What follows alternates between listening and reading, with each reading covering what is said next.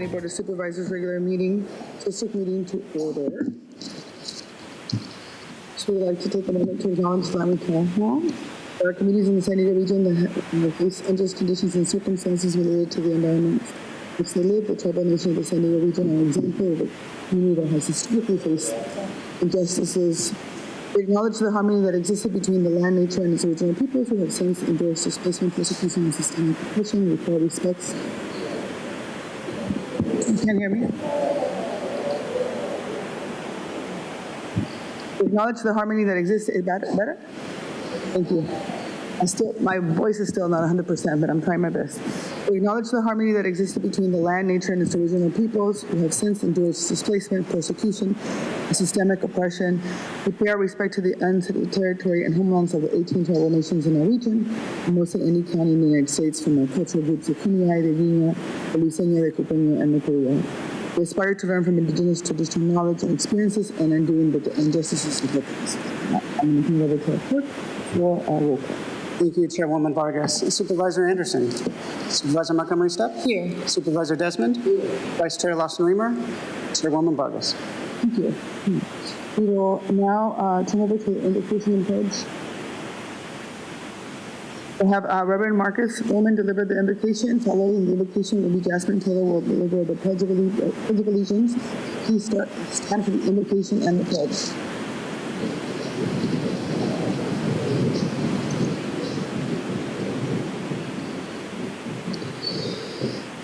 Good morning.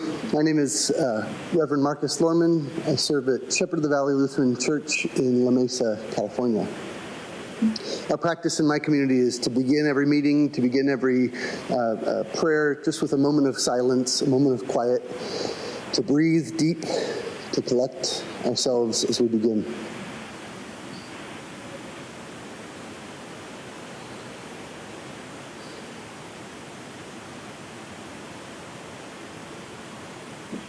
Source of all life, hope, and delight. Throughout time, you've come among us, the stewards of this land, blessing each generation with wisdom and clarity. We long for your sustaining and creative presence among this deliberative body and on behalf of its constituents. Thwart the desires of those who would do violence, stoke the fires of justice in our hearts as we seek what is good for every neighborhood and neighbor. We ask for the safekeeping of all county employees, peacekeepers, staff members, and civil servants of San Diego County this day, and for those whom we have elected as public servants. Teach us to trust one another and guide our feet into the way of goodness and peace. Amen.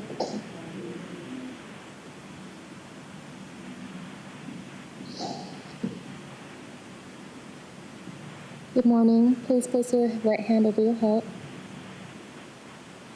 I pledge allegiance to the flag of the United States of America and to the republic for which it stands, one nation, under God, indivisible, with liberty and justice for all.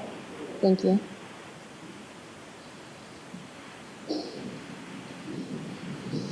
We will now proceed with proclamations.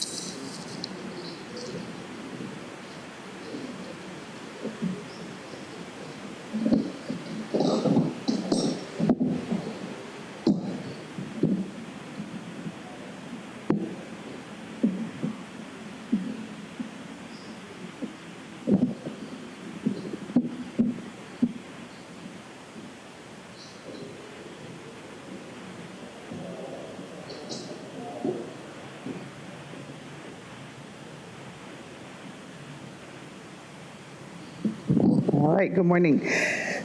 First proclamation will be given by myself and my colleague, Supervisor Montgomery Stepp, honoring the San Diego County Black Chamber of Commerce. Accepting the proclamation will be Donna DeBerry, come on, Bruce Mayberry, and Latrell Costa.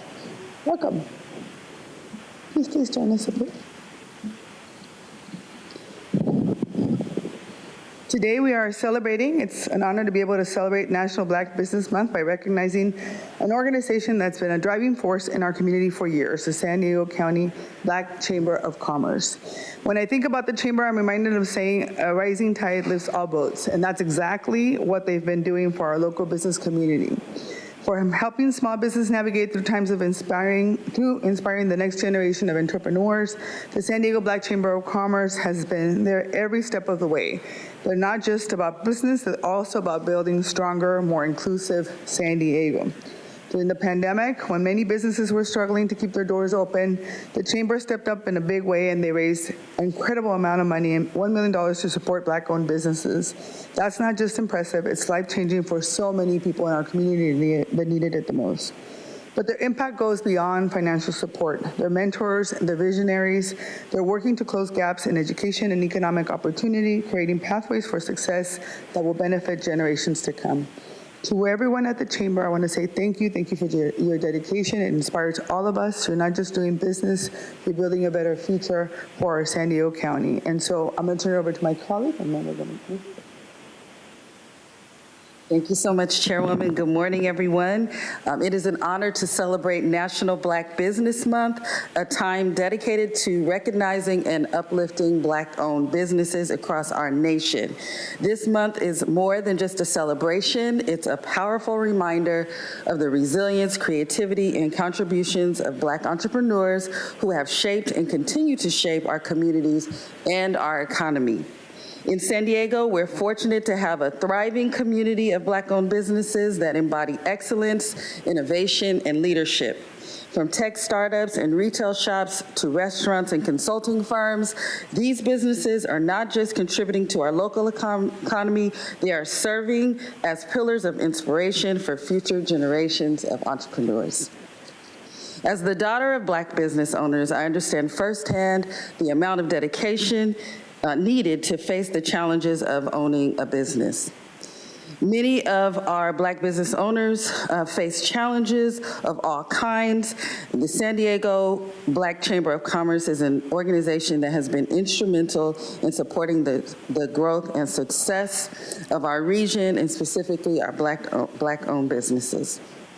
The Chamber's commitment to advocacy, education, and networking has provided countless opportunities for entrepreneurs to connect, grow, and thrive.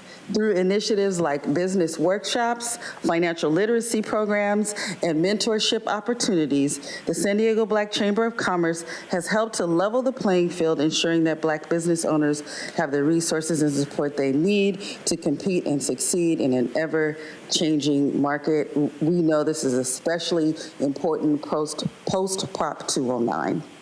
But our work is far from done.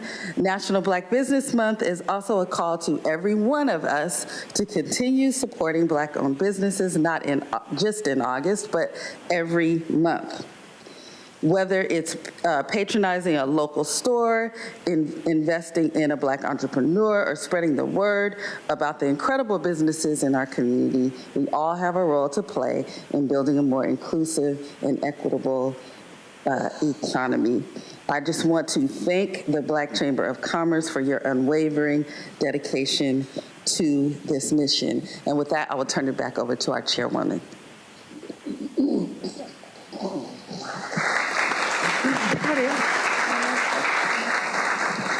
All right, with that, we are both super excited today to be able to proclaim on this 27th day of August 2024 the San Diego County Black Chamber of Commerce Day throughout San Diego County. Thank you so much for everything that you do. Thank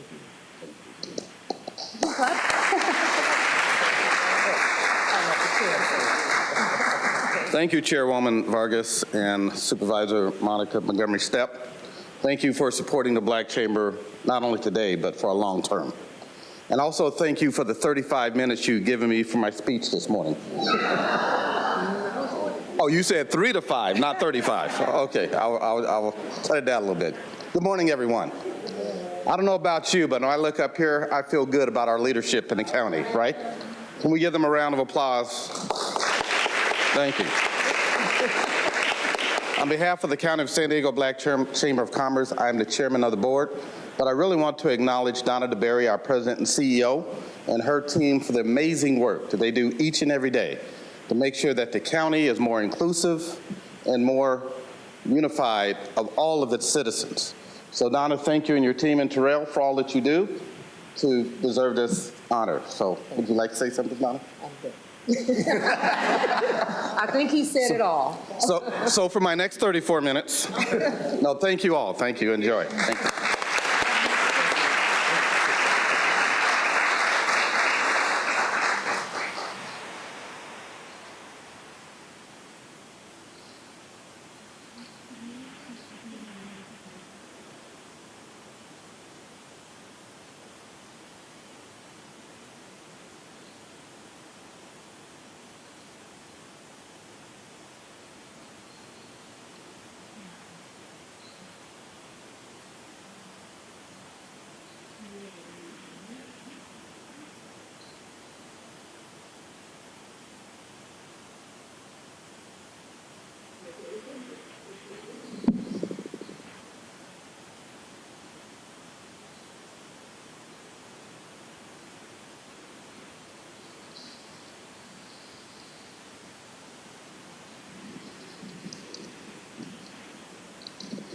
All right, the next proclamation will be, let's see. All right, so the next proclamation is for Supervisor Joel Anderson, honoring the Hakumba Hot Springs Hotel. Accepting the proclamation will be Jess Osborne.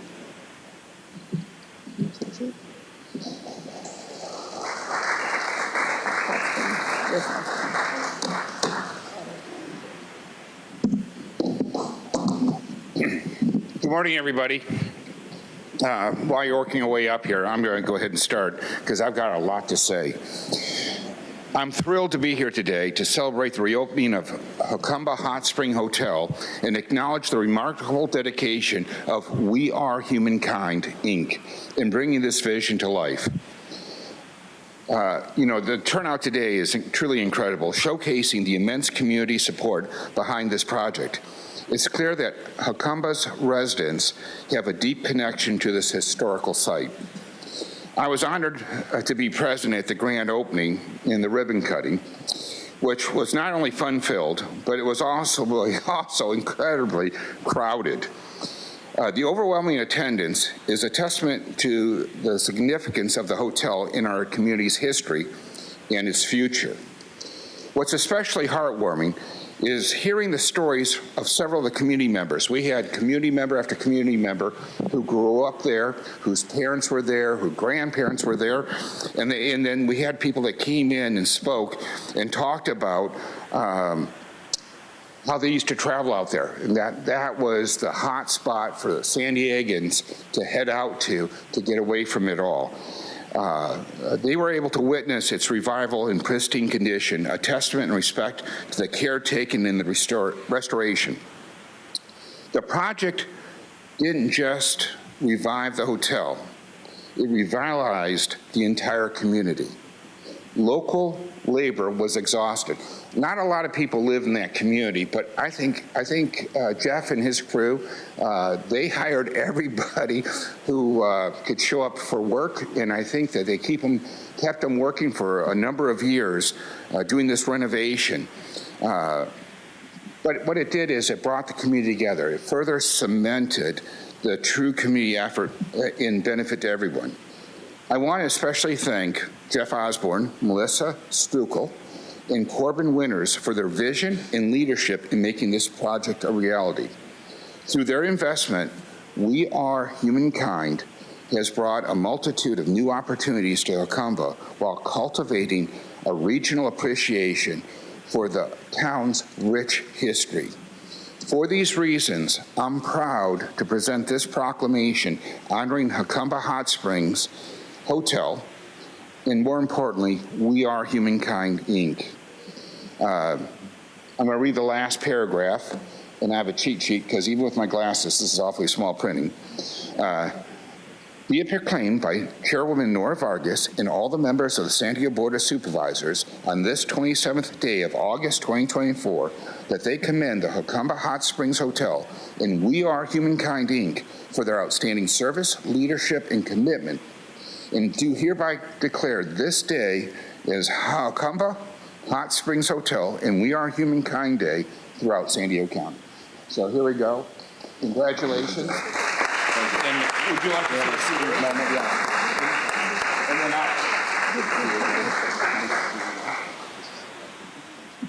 Thank you, Joel, and the Board of Supervisors for this proclamation. Me and my business partners here have been spending 4 years of everything we have, believing in a community that had been forgotten, that has been lost in time, and we believe an important asset to San Diego County and the history of San Diego, and somewhere we invite everyone here today to come visit again, and come to Hot Springs. We believe that through economic development and opening up the crown jewel again, we can supply jobs to the local community again. They can drive to work around the corner. They don't have to drive down to the city. They can walk to work. We believe the county's path towards sustainability and equity from a backcountry perspective revolves around projects like ours, restoring these small villages into places that people used to close their eyes when they drive through, to a beautiful place we all like to go visit on the weekends, like a Julian or something like this. So we invite everyone here to come visit, and I just wanted to give one word to our superintendent of the high school here, Pat Keeley, who is also seeing the revival of the Mountain Empire region and looking forward to a brighter day, and thanking the County Board of Supervisors for supporting us in our efforts to seek village regulations and other ways to help us thrive in our local community. Thank you, Joel. First of all, thank you, Jeff, for including the school district. My name is Pat Keeley. I'm the superintendent and a proud graduate of the Mountain Empire Unified School District. MUSD is the largest school district by area in our county, covering 660 square miles. It's a school district that is unique in its challenges due to the vast area that we cover, while providing educational opportunities for people aged 2 to 100. Many of our graduates find it challenging to obtain jobs in their local communities after graduation, forcing them either to make a long commute daily or to leave their mountain community altogether. Backcountry economic development focused on local job growth and sustainable housing opportunities can provide our young people the chance to live and work locally while pursuing their college and career aspirations. Business development such as Hakamba Hot Springs provide opportunities for both entry-level and living wage jobs for our families, and can increase the tax base in our community, thereby increasing our bonding capacity to improve our aging facilities. Additionally, sustainable development and strategic investment in the region may encourage educators and healthcare workers to move into the area, as they'll see opportunities for their families. In turn, this can reduce turnover in these areas and these key positions. Reducing that turnover in these positions has the potential to increase academic achievement and healthcare outcomes for the residents of our school district. If we focus on these outcomes, the resulting economic stability will add to the sustainability of our rural communities. So I just wanted to say thank you for your time and consideration and future support. We're going to head over there for a quick photo. You know, I just want to say real quickly, too, if you feel overwhelmed and you need a break, there's no better place to recenter your life. When you go out there and you see the pristine beauty and you see what they've done to restore this, and you look and there's nobody for miles. It is amazing, and it really helps you to focus and recenter. So when you come back to your hustle and bustle of downtown San Diego, you'll feel better about yourself and the community that you live in. So I'd encourage you to go visit.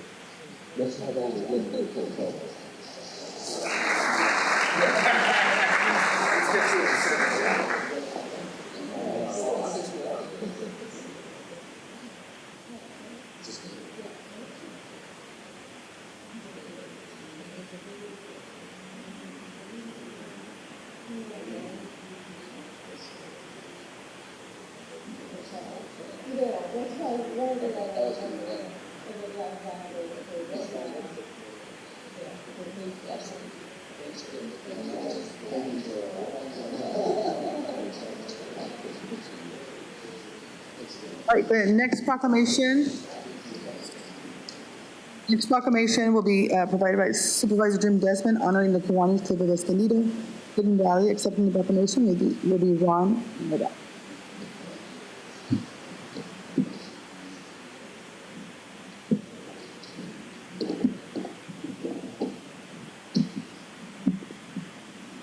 right. What's that? Come on up. Come on up. Thanks for coming. Thanks for coming. Gather around. Gather around. Thanks for coming.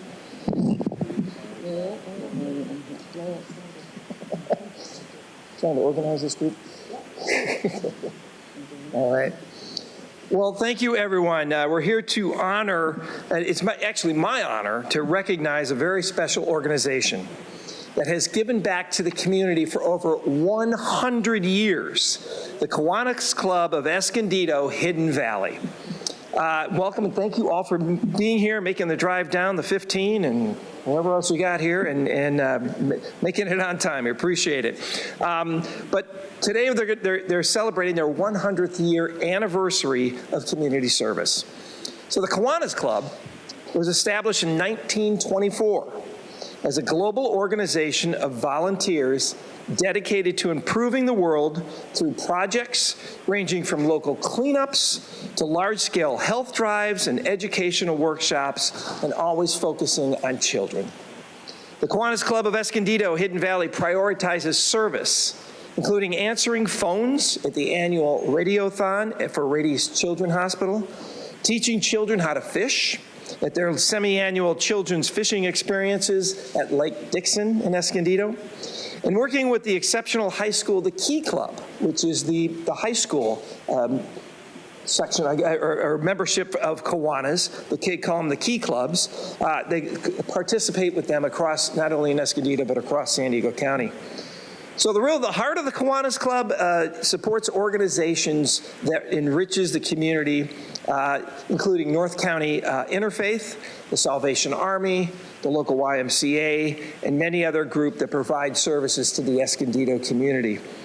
The County of San Diego, we are committed to recognizing organizations that unite volunteers and community members who represent the noblest ideals of public service, and the Kiwanis Club of Escondido, Hidden Valley, is one such worthy organization. So therefore, be it proclaimed by myself, Chair Nora Vargas, and all the members of the San Diego Board of Supervisors, that today, the 27th day of August, that we commend Kiwanis Club of Escondido, Hidden Valley on a century of service, helping kids thrive and build better communities in San Diego, and do hereby declare this day to be Kiwanis Club Day, Escondido, Hidden Valley Day throughout San Diego County. So congratulations.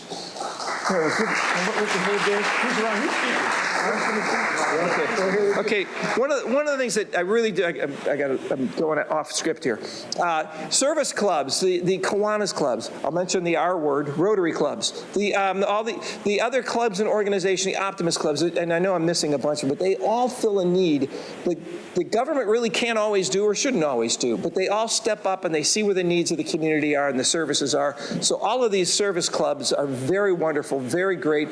Join one if you're not already in one, but it really helps, to help, it's fulfilling for yourself and for others to be part of these organizations. So I commend the Kiwanis Club for that. So with that, I'm going to bring up Ron Ryback. He's the president of the club, to say a few words. All right, Mr. President. Thank you. It's an honor. Thank you.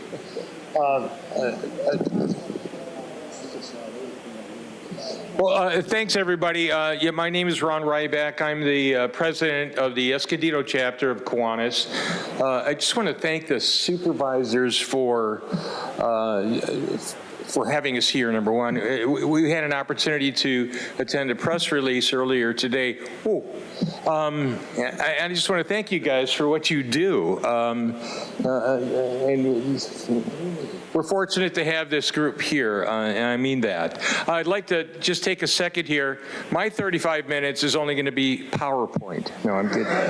So I'd like to introduce Taylor Hill, Dave Schmidt, Mike Montanari, of course our supervisor, Jim Desmond, our president-elect, Gene Sibilia. He'll be our president in October, and Mary Dillinger is here. So that's just a sprinkling of our group's about 36, 37 people, and are all volunteers in Escondido.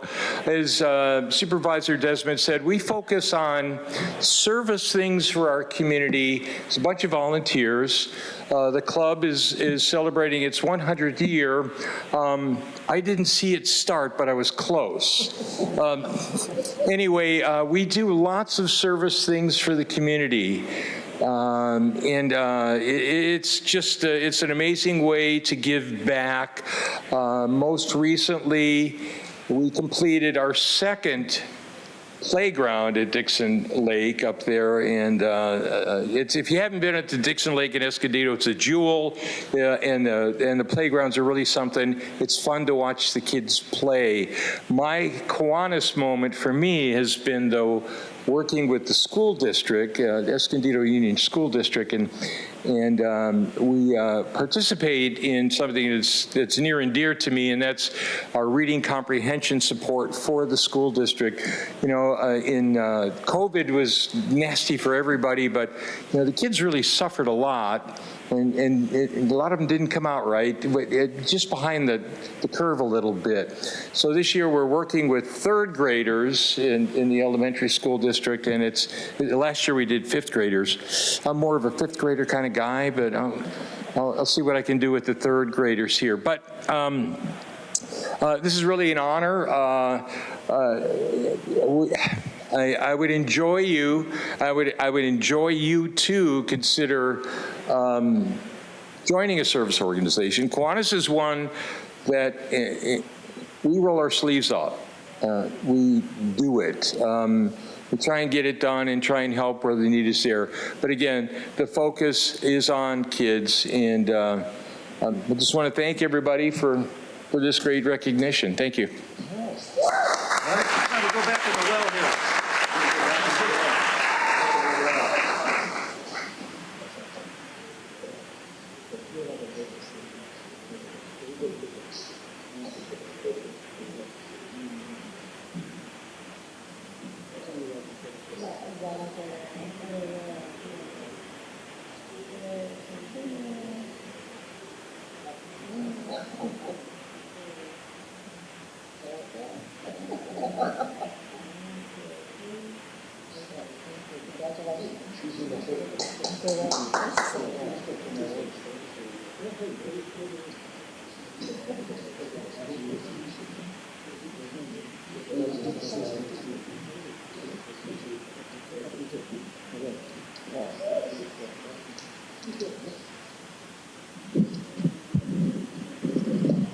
All right, so today I have the honor of also presenting a proclamation in honor of the San Diego County Commission on the Status of Women and Girls.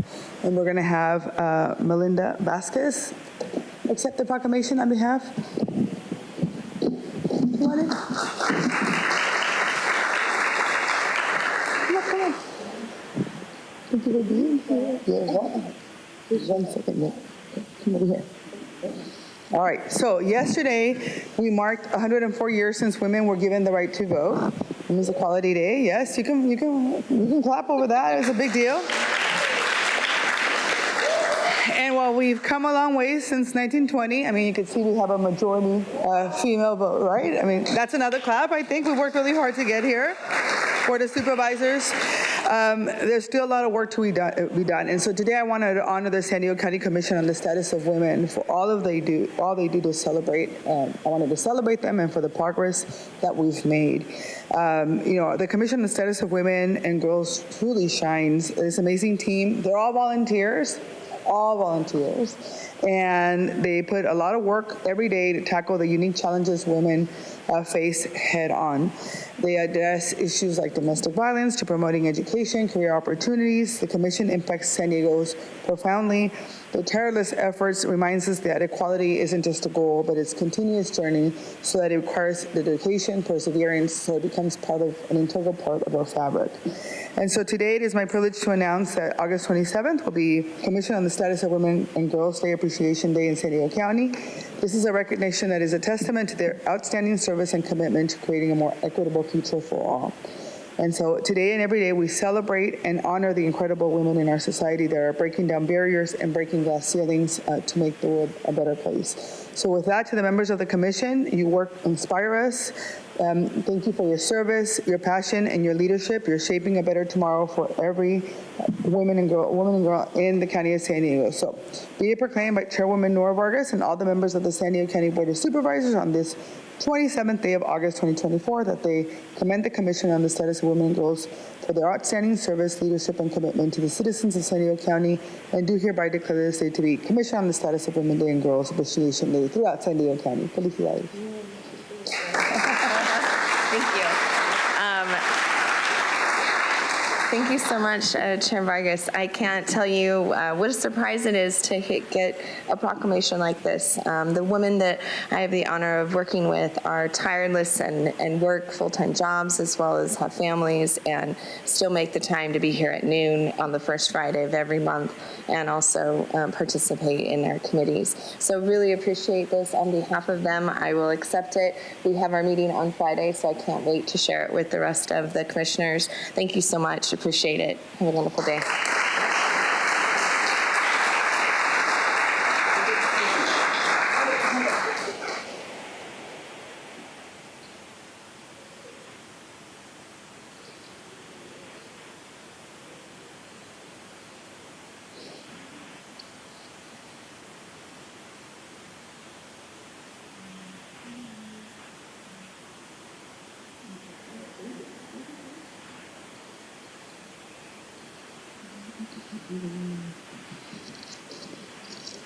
Our next proclamation will be given by Vice Chair Tara Lawson-Remer, honoring our county librarians and library staff, and accepting the proclamation will be Miguel Acosta and Leslie Naslin.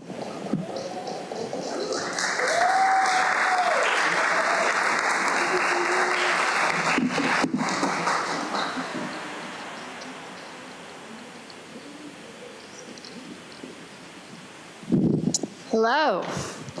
So today we gather to celebrate and honor an exceptional group of individuals whose dedication and passion shape the heart of our community, our librarians and our library staff.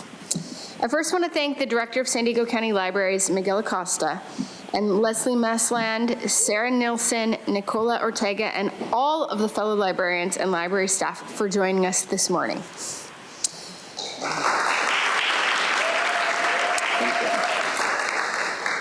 Your expertise and commitment ensure that every person who walks through the library doors finds not just a place to read, but a sanctuary for learning, growth, and discovery.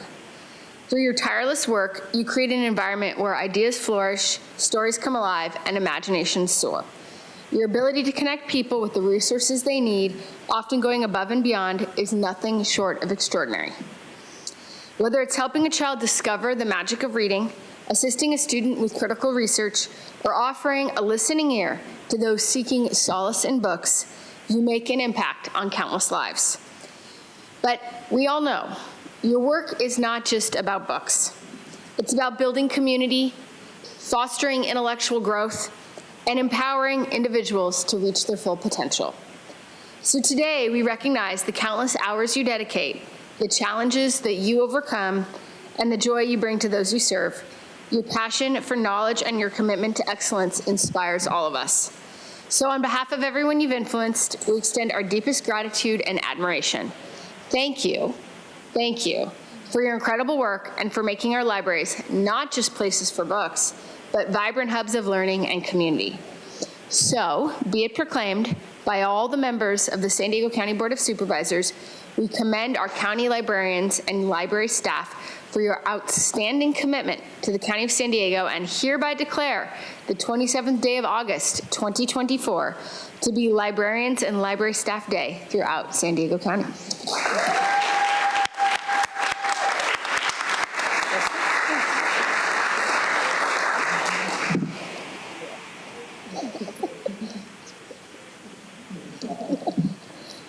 Hello, good morning, everyone.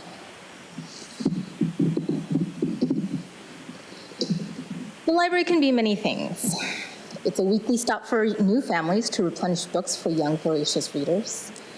It's a social hour for elders to meet new people and stay connected and active in their neighborhoods. It's a cool building with clean facilities for the unsheltered looking for respite from the high summer heat.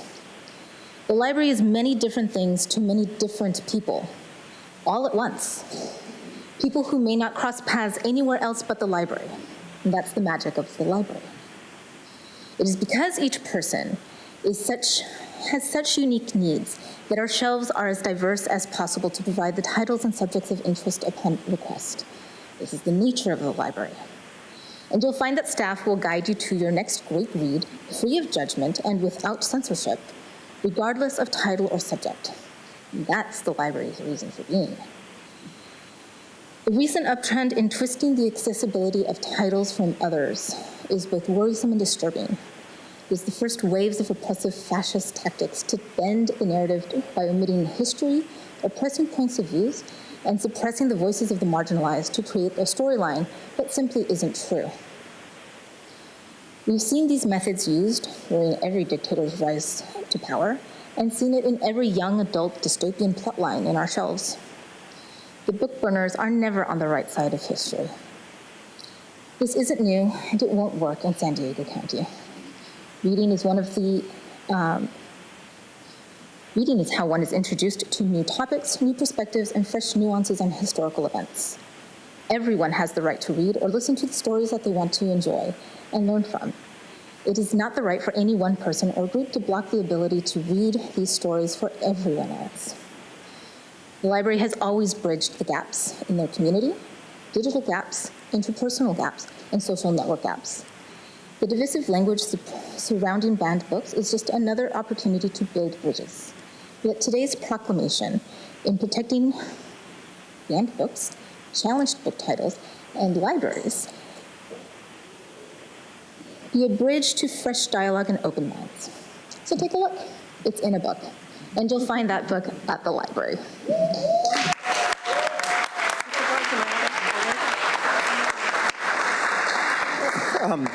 It's lovely to be joined by my colleagues. We are an organization of more than 300 library professionals, and on their behalf, I'd like to add my thanks to Supervisor Lawson-Remer and the entire Board of Supervisors for this wonderful recognition.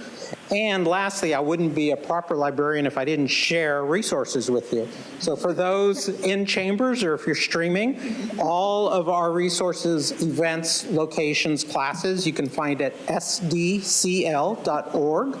And if you, family, friends, know any adult 18 or over who does not have a library high school degree, send them over to libraryhighschool.org. We've had more than 170 graduates since we started the program, not a GED, fully accredited high school diploma, and our graduates have gone on to 2- and 4-year colleges, trade schools, and to greater success. And then finally, last resource.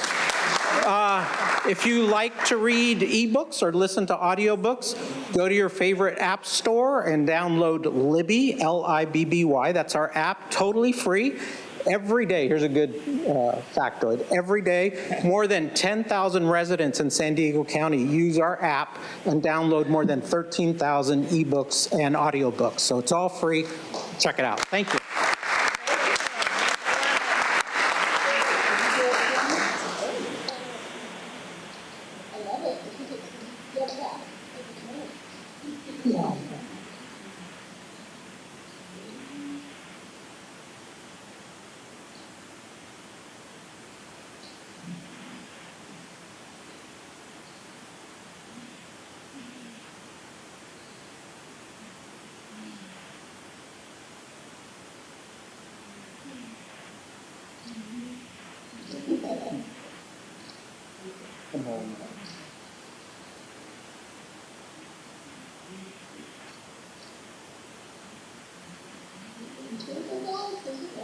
Yay, libraries.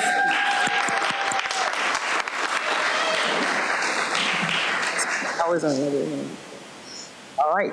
The next proclamation is also going to be provided by Vice Chair Tara Lawson-Lima and Supervisor Montgomery Stepp, honoring California Schools Voluntary Employees Benefits Association, VEBA. And accepting the proclamation will be Lord Josh and Robin.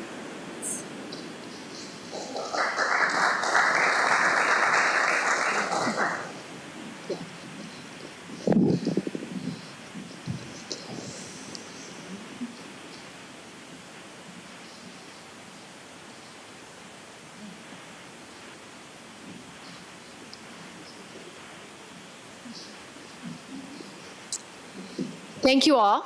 And I first want to thank my colleague, Supervisor Monica Montgomery Stepp, for agreeing to join my office in recognizing California Schools VEBA for National Wellness Month. National Wellness Month is an opportunity to highlight the vital importance of self-care, stress management, and promoting healthy habits within our community.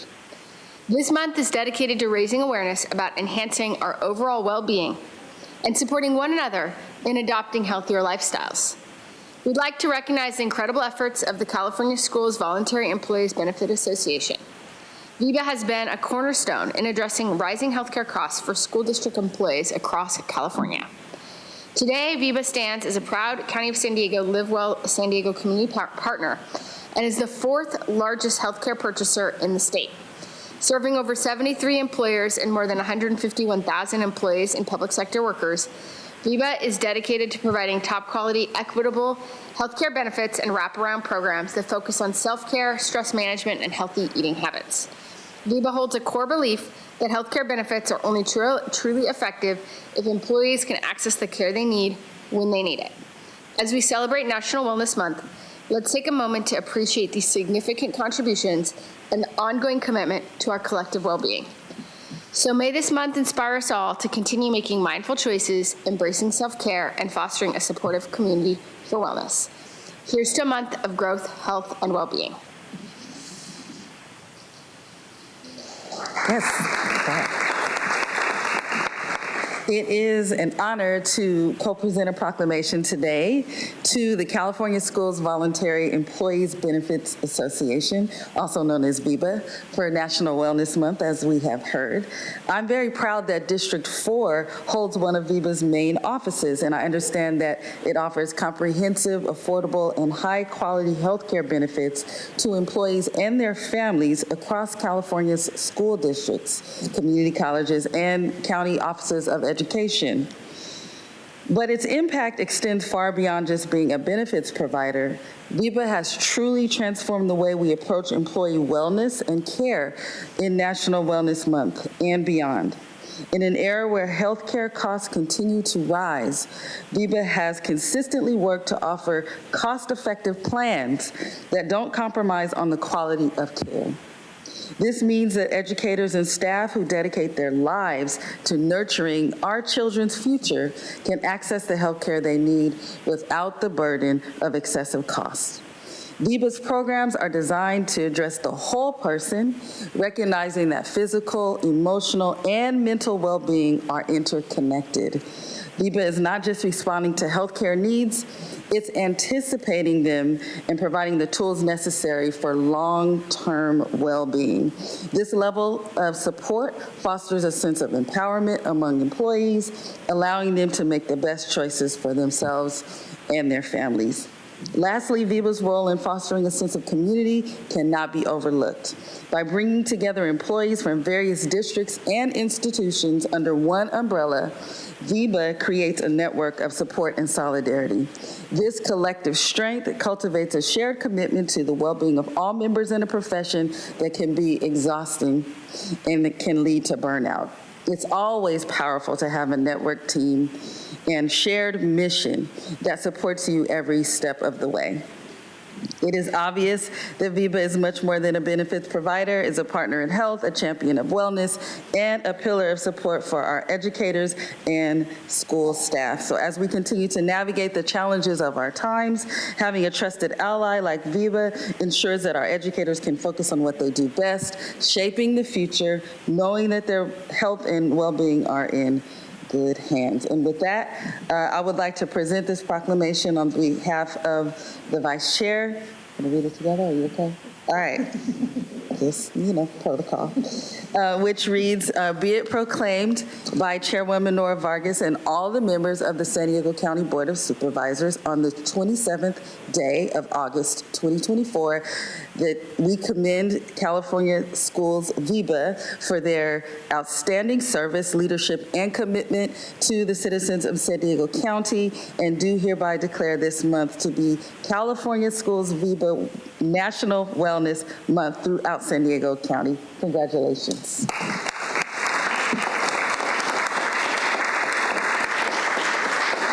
And now I'll turn it over to Viva's General Manager, Val. Hey, good morning. Going after the librarians is a really tough slot, so I'll try to be as excited. I'm Laura Josh, General Manager of California Schools Viva. It really is an absolute honor to be here today.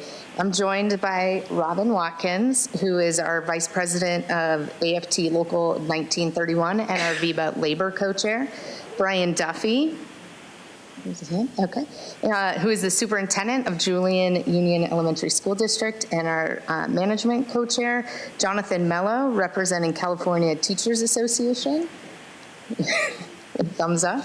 And our Labor Vice Chair, Madeline Boudouin, who's our VIBA Director of Public Affairs, Evelyn Amabuku, who is our VIBA Client Wellbeing and Engagement Consultant, and Hillary Utzler, who is our VIBA Resource Center Manager. So on behalf of the VIBA Board of Directors, we're deeply grateful for this recognition. Really, while this is Wellness Month, every day is Wellness Day at VIBA. Our organization is guided by a dedicated board of directors, which really comprises an equal balance of labor and management representatives. These passionate volunteers ensure that VIBA continually supports the well-being of our fellow education and public sector colleagues by providing the highest quality health care for the employees and their families at the lowest possible costs. As a nonprofit, VIBA always puts the needs of the people we serve first. Our members are what really creates the backbone of supporting this great community. So it is our teachers, it's our bus drivers, our lunchroom workers, and even our county employees here. We share the same values, and we really care about our members' needs just as deeply as we care for our own. We really are more than just a healthcare benefits provider. We are a hub for health and wellness with a vibrant community of over 153,000 members from over 73 employers, including the county and school districts. At VIBA, friendships are formed, connections are built, and healthy habits begin to happen, inspiring a healthier and more connected community. So thank you again for this honor. VIBA is committed to continuing our mission to fostering well-being and building a healthier future for everyone throughout San Diego. Thank you.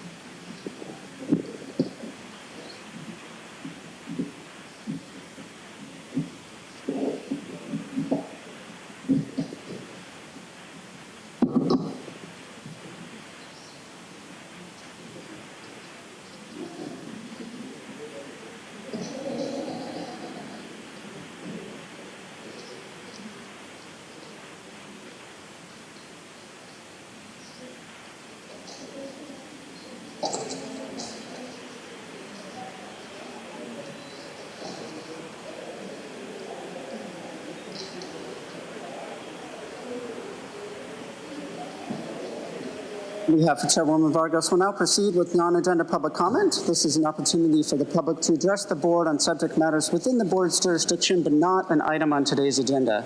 The only action that the board may take is a referral to the Chief Administrative Officer. According to the board's rules of procedure, Rule 4A, public speakers that are non-English speaking and need interpretation assistance will get twice the allotted time for their comments. Also, as a reminder, according to the board's rules, audience members shall not whistle, clap, stomp feet, or anything that disrupts the proceedings. To better facilitate the meeting, we will have 5 speakers in person and 5 speakers by phone, and the rest of the non-agenda public comment will be heard at the conclusion of today's session.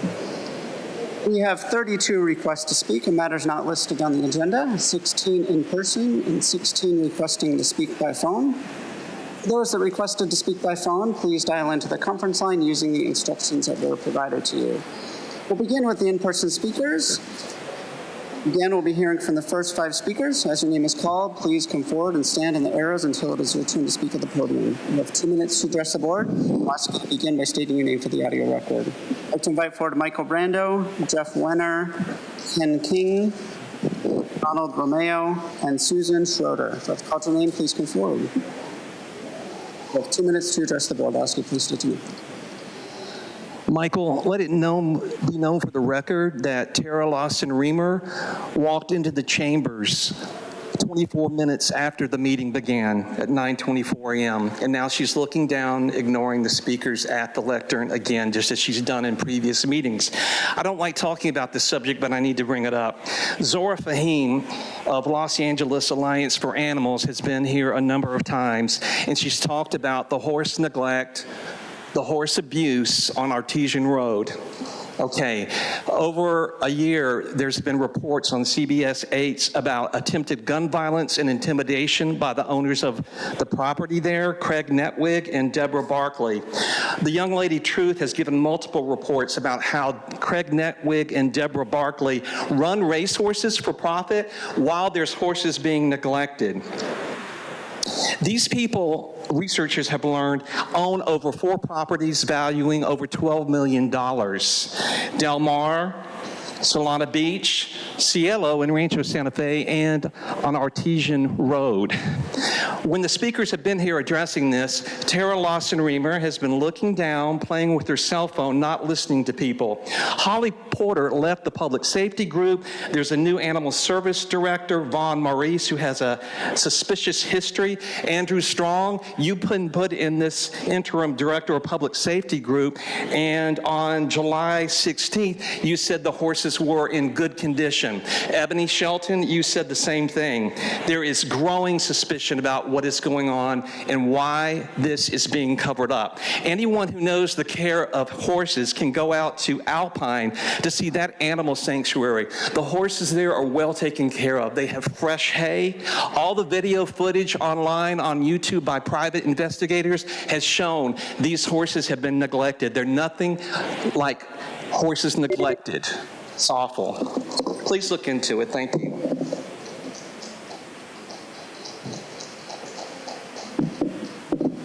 I'll remind members of the public that audience members shall not whistle, clap, or stomp feet or anything that disrupts the proceedings. Thank you. Next speaker, please. Hello, my name is Jeffrey Weiner. I'm here to talk about the tiny homes on Troy Street. But first, before I get to that, I'd like to thank Nora Vargas. A sincere thank you. We asked, the last time I was here, we asked for meaningful dialogue, and you offered that to us, and you gave that to us, and we appreciate it. You listened to the community. You knew that we need to be concerned about homeless camps near children's schools and daycare centers. However, since that time, the Tiny Homes Project has moved up the street, 9,000 feet, a mere 3,500 steps. And I guess the rules now have changed. There's skepticism about the press release, but it said that there'll be case management for residents, allowing them to find housing options, social services, 24-hour on-site security, transportation. That's all great if it's truly delivered, but why are we investing in another location? Why not? And Spring Valley Coalition 2024 has offered and wants to engage in alternative discussions, solutions that will work for both your objectives, the county's objectives, as well as the communities. And we suggest Camp Barrett, which can house 118 people. It's already there. If we're offering transportation, it's available. But this project, this tiny home project, will just be another patch in what the state auditor has already called an ineffective patchwork of programs. More focus really needs to be on the effectiveness of the services that are being provided, not just throwing more homes out there that may or may not be utilized. A recent snapshot homeless report showed that the amount of cabins that we're talking about is more than the population needed. So please reconsider. Focus on the effectiveness of the services that are already there, not more tiny homes. Thank you. Next speaker, please. Good morning. My name is Kenneth King. I'm a resident business owner, and I'm here for my neighbors of Lemon Grove. We do not want the tiny home project. Allison Snow came here and told you that we did. She never asked us. Mendoza came here and said that we did. She never asked us. Our mayor called in and said that we wanted this project. She never asked us. You're going by what our city council, some of our city council, has told you, which is a complete and utter lie. And this is what they've been doing for years. We need to get rid of our city council, and we will do that. I'm concerned about this facility being put next to a brand new elementary school, across the street from a liquor store, a busy street that people speed on every single day with no sidewalks, and homes within walking distance, and less than 2 feet away.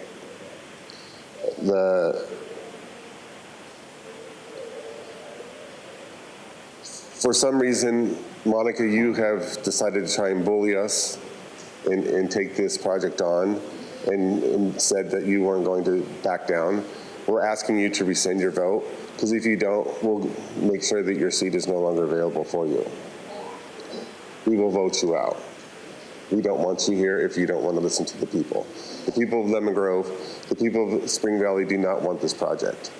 And we will do everything in our power to make sure that it doesn't happen. Chula Vista's project kind of works because it's in a industrial area, not in a place where people live, not next to an elementary school or a preschool. So I ask that you guys rescind it and reconsider. Thank you.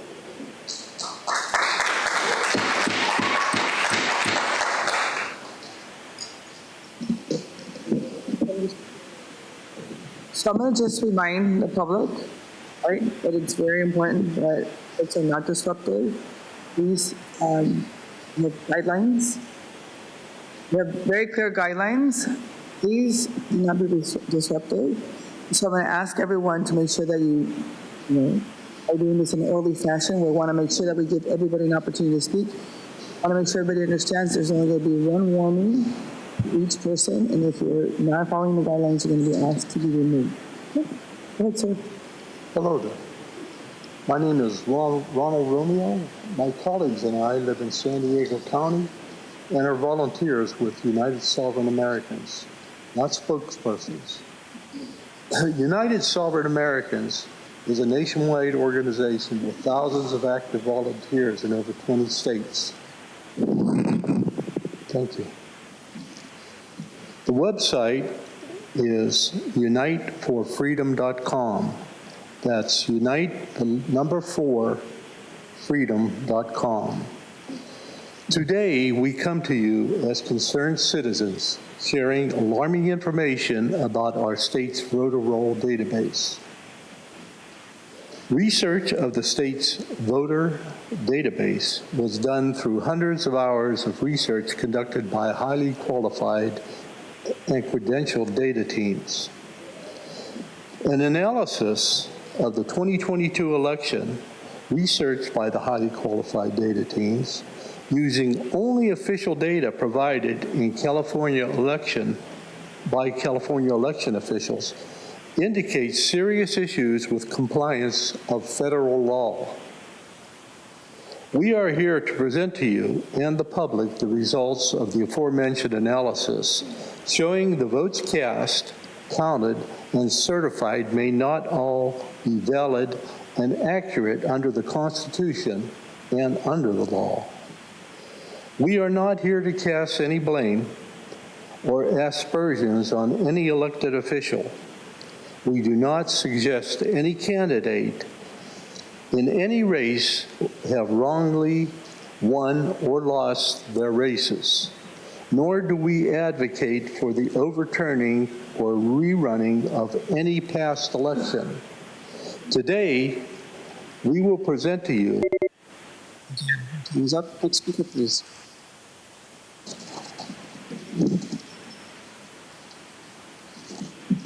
Hello, my name is Susan, and I'm here to read into the record the first portion of the USA resolution.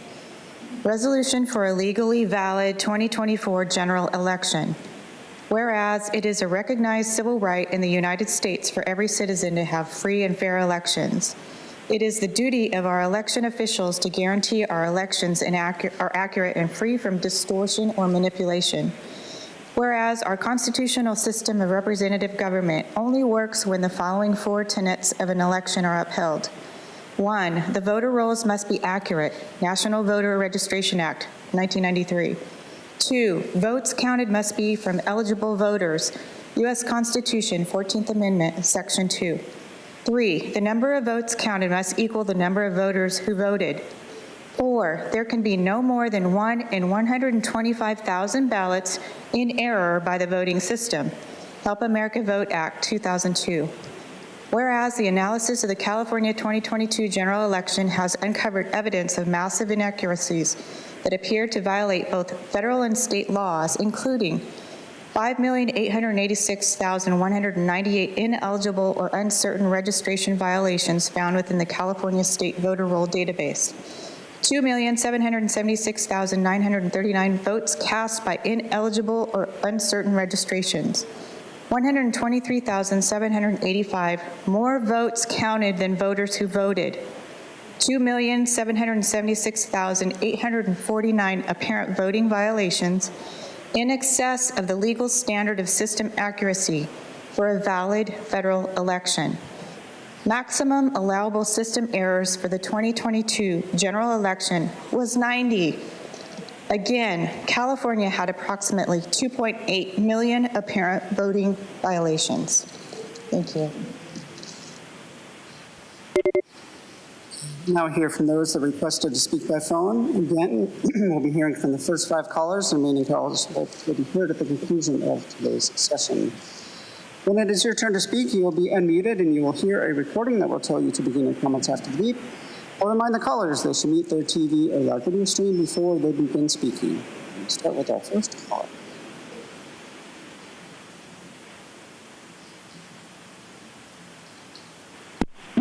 All abold. California Common Cause says remote public comment increases public participation and strengthens local democracy. It's a win-win. Taking virtual participation away will tempt more people to use the street or other in-your-face means such as the media. I know you're concerned about hate speech over the remote line, but it can happen anywhere, and the cure is simpler if remote. The mute button. It's cheaper than the $41,000 per month security. Without virtual, you'll need a new process for quickly settling disability acts to request for reasonable accommodation. Providing personal transportation instead of a phone line could be expensive and lead to complaints of special treatment. You seem to want to limit our access bit by bit with your rules. The California Constitution has a statute, court rule, or other authority will be broadly construed if it furthers people's right of access, and narrowly construed if it limits the right of access. Article 1, Section 3, same section which says you need to comply with the Bren Act. That act, Government Code 54953, allows great people far away, single moms who can't take off at 9 a.m., caretakers, or those who have other duties like work, travel, or can't get to the meeting easily. It adds watching or listening to a meeting that does not permit members to interactively hear, discuss, or deliberate on matters does not constitute remote participation. And that you shall not prohibit public criticism of the policies, procedures, programs. I'll hear from the next caller.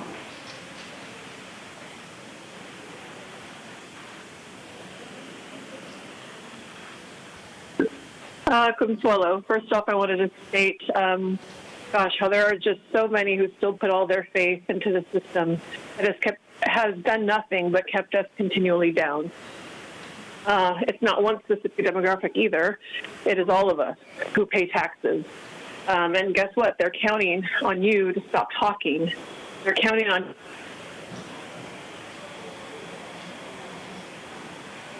Consuelo, your device might be muted.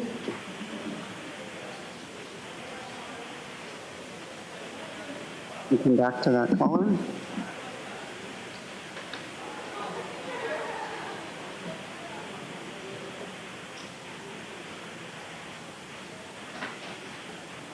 Good morning, Board of Supervisors and Chair Vargas.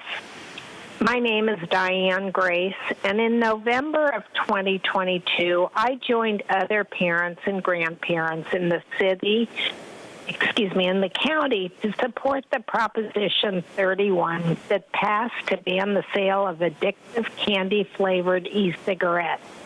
At that time, I appreciated the county's preemptive ban even before this ballot measure. Big Tobacco has spent billions marketing sweet-tasting and sweet-smelling e-cigarettes and vaping devices as adventurous and as tools for relieving worries and pressures. It's worked well for Big Tobacco, not so well for kids with resulting very expensive mental and physical health problems.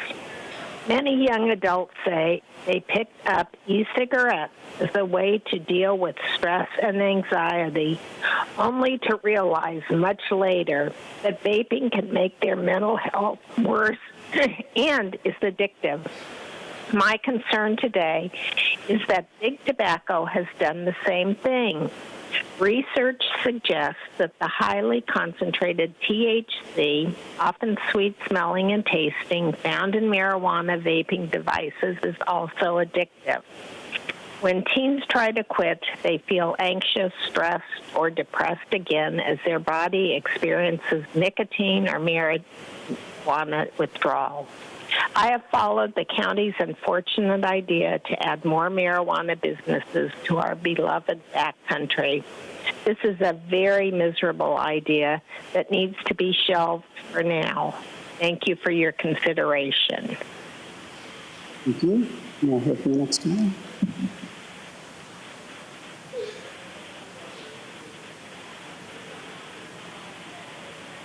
Good morning. This is Peggy Walker.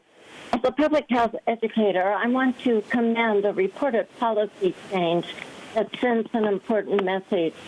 4 years ago, the Democratic Party platform pledged to support the legalization of medical marijuana. In a major shift, however, the current Democratic platform no longer supports legalization of medical marijuana, nor makes any reference to recreational marijuana as reported in Politico.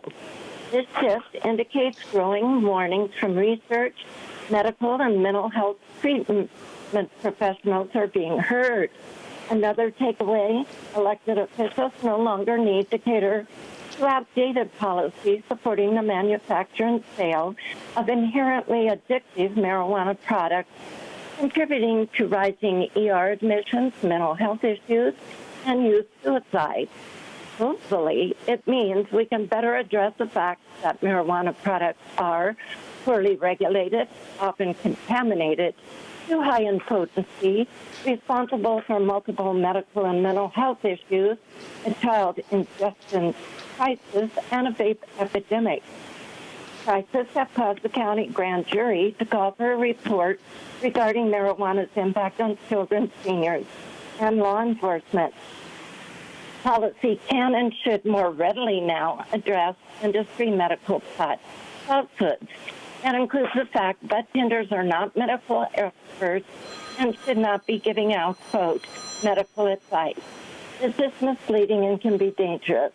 I believe this policy shift indicates sincere, acknowledged need for better understanding of the impact of cannabis use.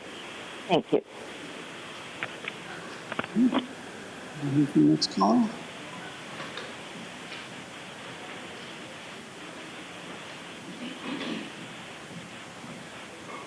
Yes, hello. My name is Valerie, and I'm calling in. It's just funny to listen to you all speak about mental health, emotional health, women's health, children's health, environmental health.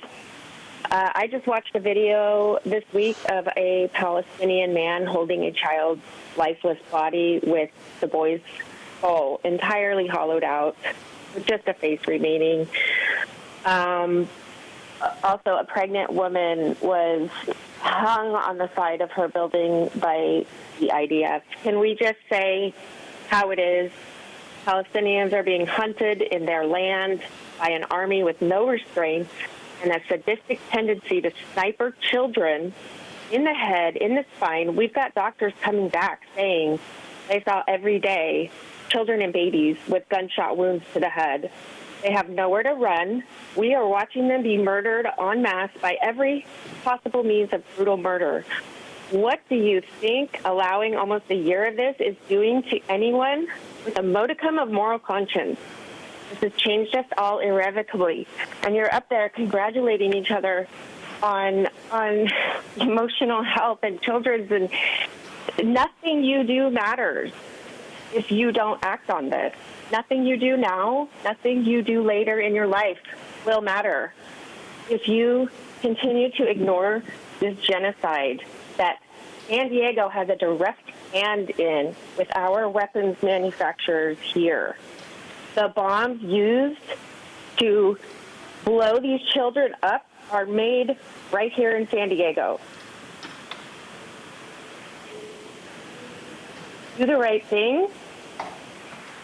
Keep talking about it. I know that you've been paid off by AIPAC supporters. Sarah Lawson, Nora, you've already been. Your Israel. Thank you. We'll now come back to Consuelo.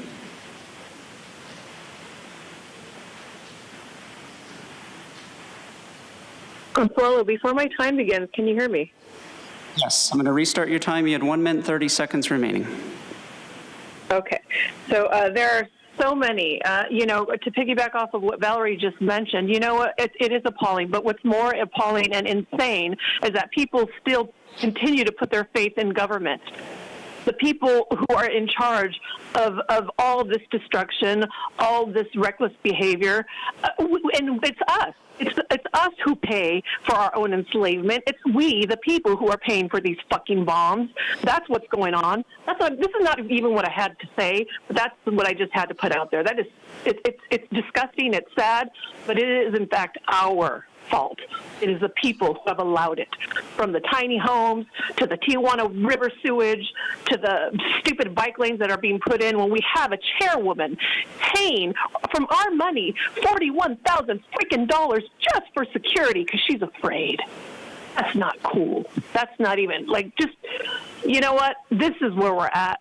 People need to wake the freak up. Seriously. Pay attention. Get involved. Not when it just affects your freaking little community. Get involved. We see our neighbors in the Gaza Strip. We see our neighbors down South County. We see our veterans on homeless. And yet we only get involved when we're flooded out, or it's just, and then don't you see it? Don't you see the division they cause, even through the proclamations? They give this demographic, and then this demographic, and then they keep you, and then these people. Thank you. Chairwoman Vargas, that concludes the request for non-agenda public communication this morning. Again, all remaining speakers will be heard at the conclusion of today's session. Thank you. The next item on the agenda is the approval of the minutes, statements, and proceedings for the regular Board of Supervisors meeting of July 16, 2024. If there's a motion to approve. Is there a second? Thank you. Please vote.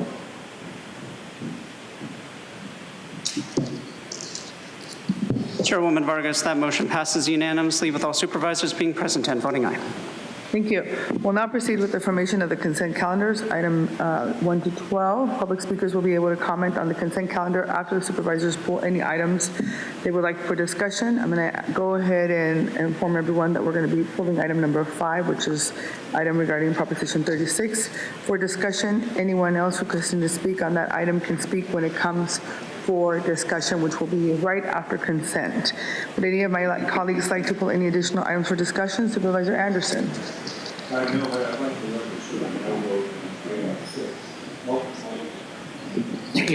have a month off and I forget how to use the buttons. Thank you.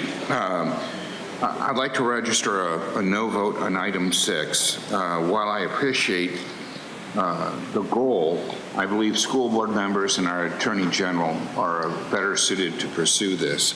Aside from that, I have nothing to pull. Thank you.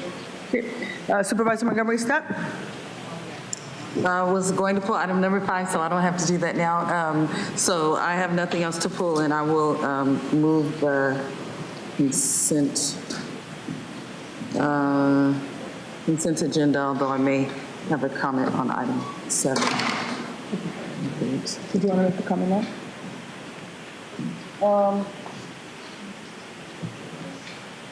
I'll make it before we vote. Okay. All right, Supervisor Desmond? Thank you, Madam Chair. Yes, I have 2 items to speak on, and you pulled item 5, so we're going to get that later. Thank you. On item 6, this is the affirmative action against social media companies. We heard this item at our last meeting. I voted no on it. I believe social media is having adverse effects on our youth, but I don't think a lawsuit is the answer. Again, it's kind of the question of where does government end and parenting begin?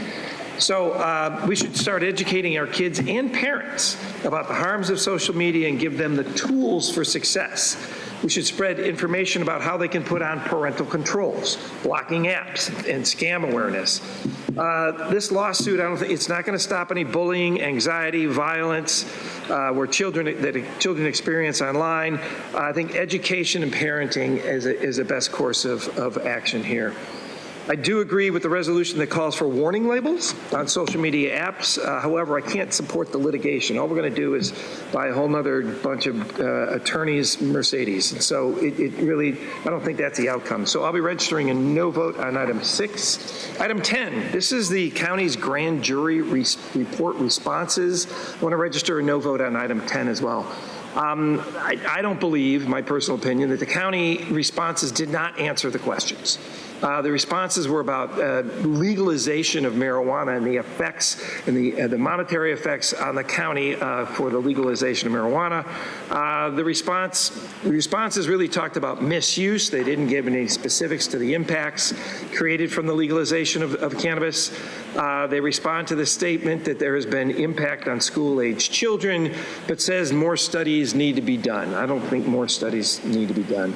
I was underwhelmed by the responses we given, and the responses, to me, in my opinion, dodge the questions and sweeps the issues under the rug. So for that reason, I'm going to register a no vote on item 10 and item 6 as well. Thank you. Vice Chair Lawson-Remer? Yeah, thank you so much. So just have remarks on a couple different items. So first of all, on item 3, I just want to uplift this good news item.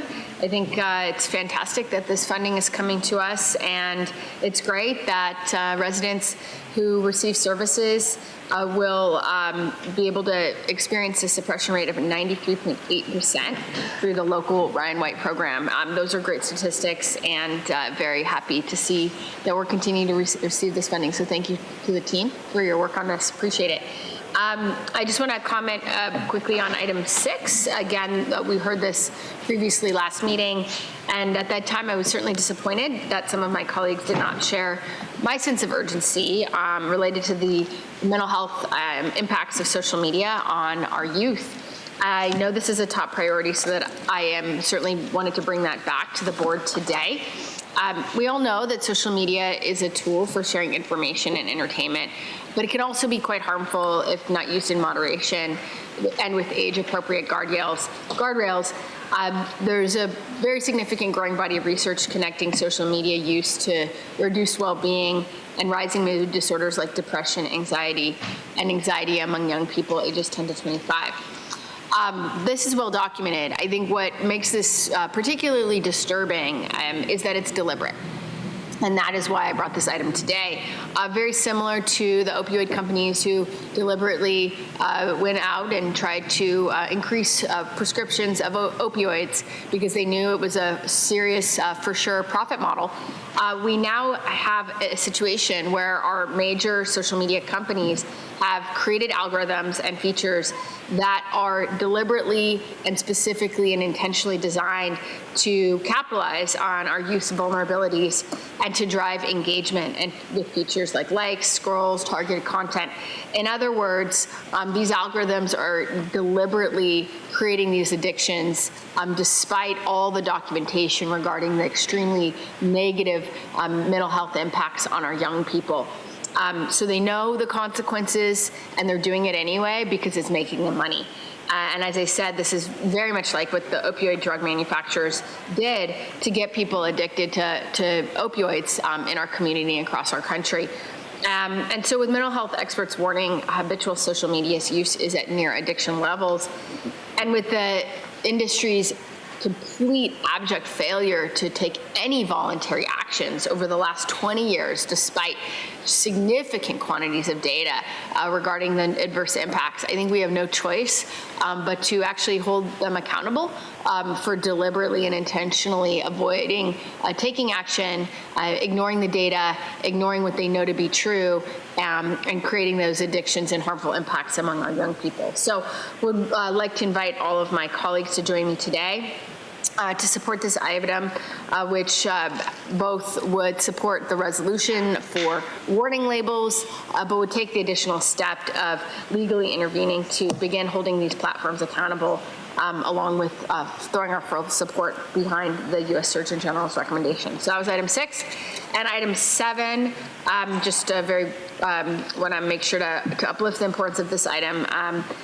You know, I think as one of the region's largest employers, the County of San Diego, has a specific and special responsibility to be very thoughtful regarding ensuring that our wages are keeping pace with the cost of living. We are recognized as a leader in fostering an inclusive and dynamic work environment, and so we have to continue setting a high standard for employment. Over the past few years, I think we've taken enormous strides forward in committing to centering our employees and our workers' well-being, advancing equity, and we know that our workforce is what makes this county truly a special place. It's our workforce that delivers for the residents of San Diego County every single day. Just to give a little bit of background here, in 2021, the county collaborated with our employee groups to carry out a compensation study, which compared the wages of employee classifications for employees with 13 other counties across the state. And this item today builds on that methodology and that study that was conducted in 2021 to ensure that we have more robust data. I think we did a good job last time, but we have the opportunity to do an even better job this time, ensuring that we have more robust data to compare not only cost of labor, which we know will be included in the study, but also cost of living. There's significant research and data and comparators out there already, specifically from MIT, and that is what this item's about, is just ensuring that we have the robust data and comparators in this study. And my hope is that with more data, particularly relying on the cost of living methodology as developed by MIT, we will be in a more effective and stronger position to be able to make the kind of analysis and recommendations and choices that we need to do in order to really continuing to do the best that we can for our workforce and for the people of San Diego County. So again, this is a little bit of a wonky technical item, just about including different and multiple methodologies in our studies, but as you all know, I do like the wonky technical economics items. So thank you very much for indulging me on this as well. Thank you. Thank you. I have no items to pull, so with that, we're going to go ahead and turn it over to public comment. This is a reminder for the speakers. Please keep your comments related to those items only on the consent calendar. I'll now turn it over to the clerk of the board for speaker solely. I can go ahead.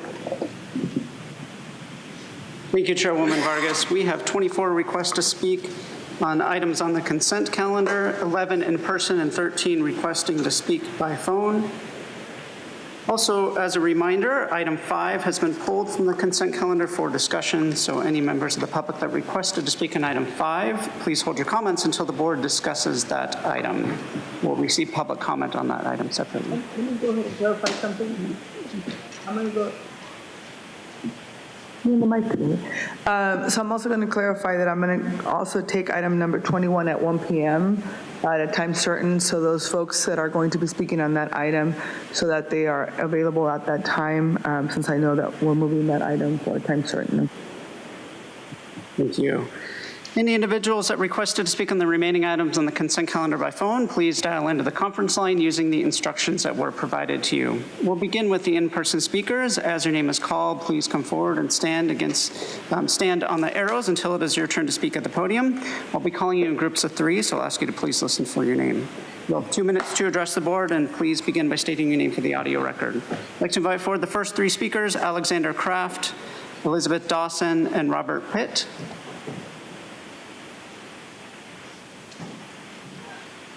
And please identify which item on the consent calendar you are speaking on. Thank you.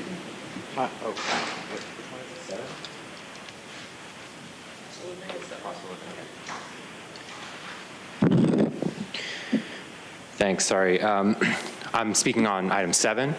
Hi, my name is Alexander Kraft. I'm a county employee with Behavioral Health Services. I've been with the county for about 4 years, and I'm proud to be a member of my union, SEIU 221.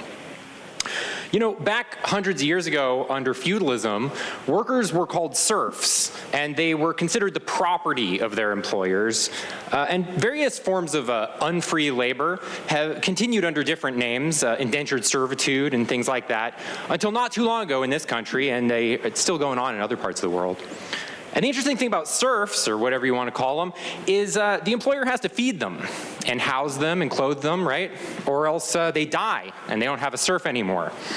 So the amount that it costs a feudal lord to own a serf is literally, by definition, a living wage, at least. But under wage labor, it's different, right? You can pay an employee less than what it costs to actually live on.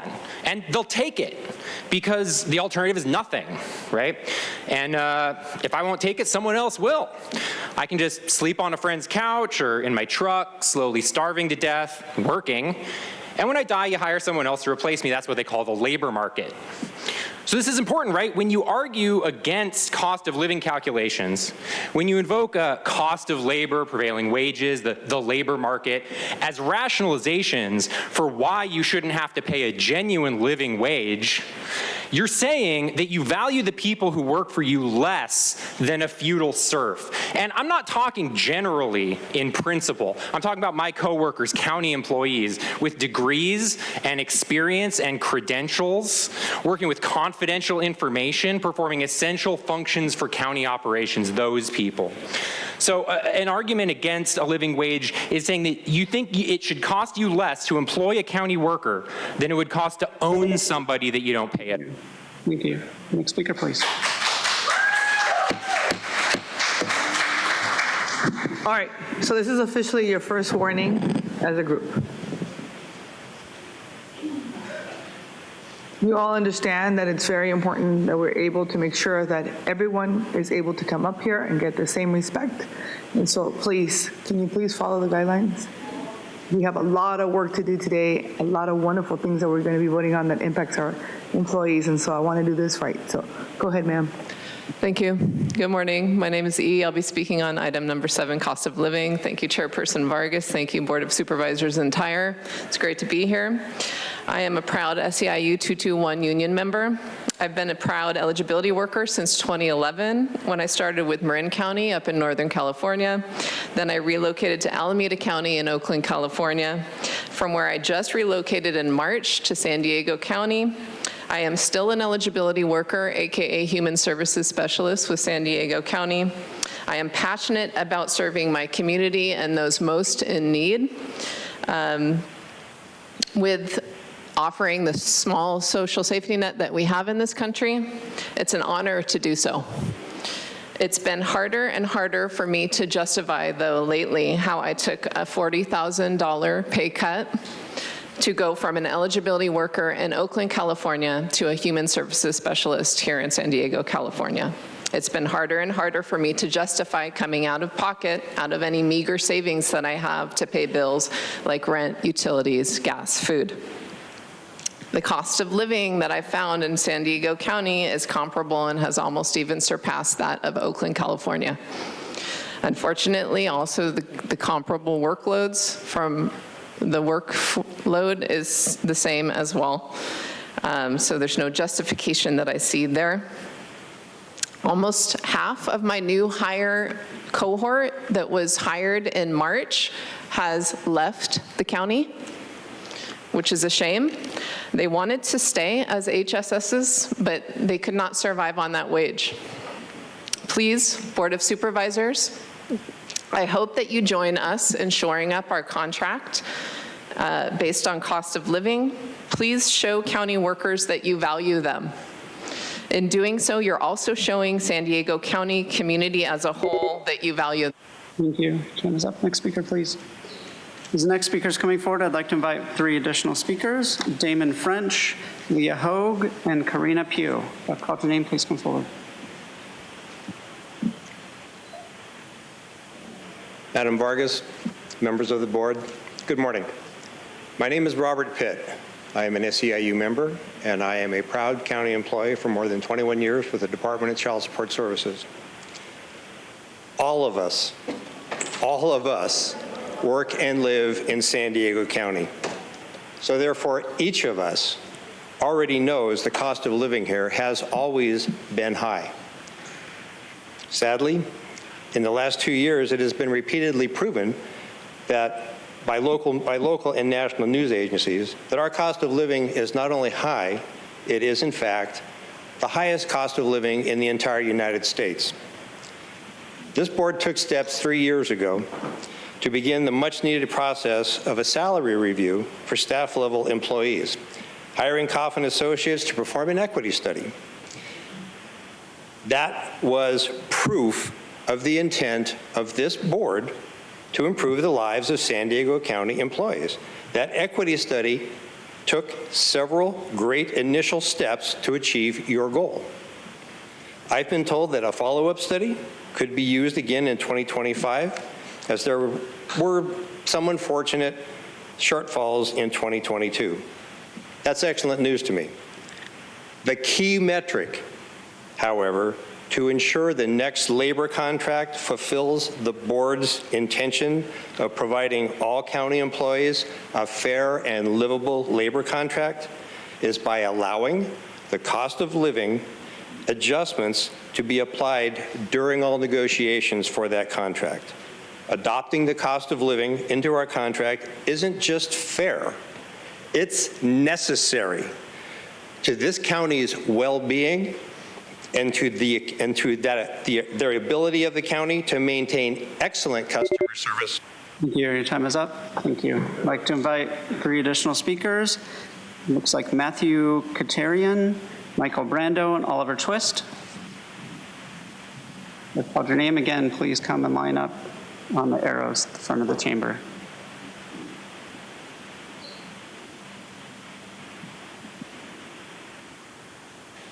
Board of Supervisors, members of the public, my name is Matthew Kitoriano. I'm a high school student at San Diego High School. I'm actually skipping school to be here. And I previously served on our school board at San Diego Unified for about 2 years. As both a young person, a well-informed citizen, and a family member, social media has real harms. And it's at a core of our daily lives. We know that it has bad outcomes from young people, but it's not just statistics. Attractiveness, the social contract, and time management, every young person, including myself, has all had a moment of a time warp where we lose 2, 3, 4 hours to social media. The solution isn't a ban. Kids are smart, and so are tech companies. A ban on social media is like DARE. It's like the war on drugs, and just say no. We saw how it failed. It didn't address root problems and traditionally marginalized communities. We cannot declare a war on social media. I served on our school board for about 2 years, and we tried our best to fight social media, but we need accountability. We need support from our county and from our courts. That requires social media companies to act responsibly, and I truly applaud the Board of Supervisors for starting this process with today's agenda. As a young person and as a son, so much pressure is put on the family to answer a short question. When do I give my kids a phone? It's a question that's ripped apart families, but that's not our fault. That damage is created because companies are no longer providing a tool just for communication, but an organism that seeks to suck attention. We also know that social media companies are savvy. They will do their best to avoid accountability, and I appreciate this legislation's laser focus on specifically the confluence of social media, kids, and psychological harm. We need to create a world where young people don't want to escape to Instagram, and we do that by showing them change is possible, that the world deserves hope. The Board of Supervisors would be doing that today. Thank you. Thank you. Next speaker, please. Hello. I'm going to be talking on agenda number 7. My name is Leah Hogue, and I am a county employee, 24 years with the San Diego Sheriff's Crime Lab. I've dedicated my career to serving the community. While I've enjoyed my work and found it fulfilling, the financial reality has shifted dramatically over the years. What was once a stable and rewarding job has turned into a struggle just to maintain a basic standard of living. I am single, childless, dog owner. I live in the Midway District in the Point Loma area in Ocean Beach. My 2008 car is paid off, but I worry how I'm going to pay for it if I have to get a new car with the payments. I purchased my condo 20 years ago, which has been a financial lifesaver. But today I can never afford to live here. The unit next to mine, which is identical in size, it's 1,000 square foot, 1 bedroom, 1 bath, just rented this month for $5,200. That is more than I make in a month. If I were entering the market today, I wouldn't be able to afford to live in the city. Over the years, I've seen many of my friends and colleagues leave San Diego, not by choice, but necessity, relocating to the States with a lower cost of living. For those who remain, the financial pressure is mounting. The cost of living in San Diego has gone up faster than the wages, especially the housing costs. Longtime residents, like me, are squeezed out, even though we spent decades serving the county.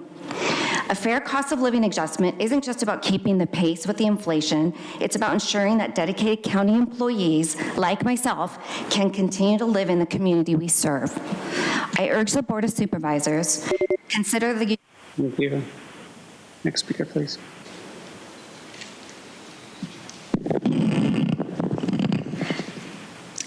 Good morning. My name is Karina Pugh, pronounced she, her, and I am speaking in support of item 6 on behalf of the San Diego LGBT Community Center. LGBTQ plus youth are among the most vulnerable populations that experience mental health crises.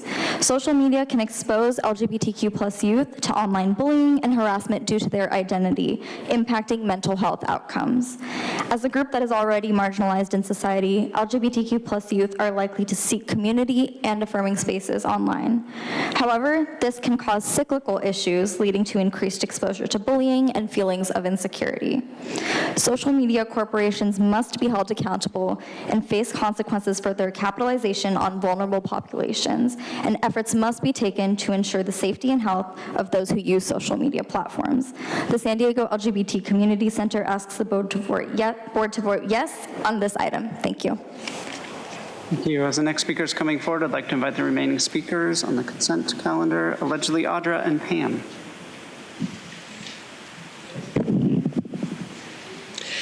Hi, good morning. Oliver Twist here. I am concerned, first of all, this is item 6 that I'm speaking in opposition for social media.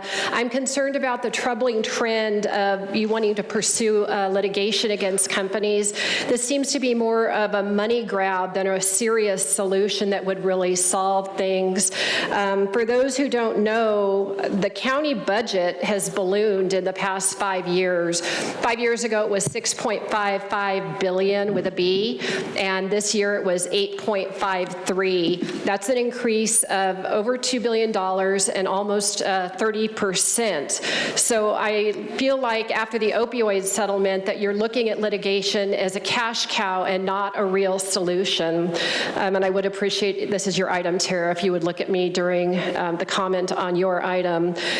Staff warned about a growing budget gap in general purpose and sales tax revenue. So the current level of spending is absolutely unsustainable.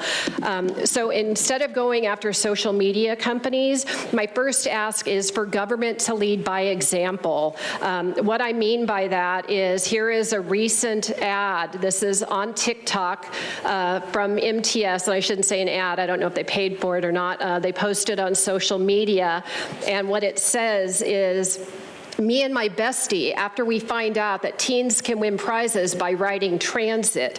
Grab your bestie, and today kicks off the Y2K Summer Challenge. Post your vids or pics on Instagram and TikTok and tag us. So they are actively soliciting youth to engage on social media. So if government really believes this is a problem, they need to look at themselves and start with them first instead of soliciting teens on social media. Thank you.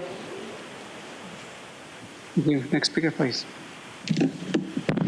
Michael, let it be known for the record, Tara has not looked up at any of the speakers for the consent. Andrew, I'm talking about number 6. I don't like to talk about this. Because we're getting back to Tara Lawson-Remer.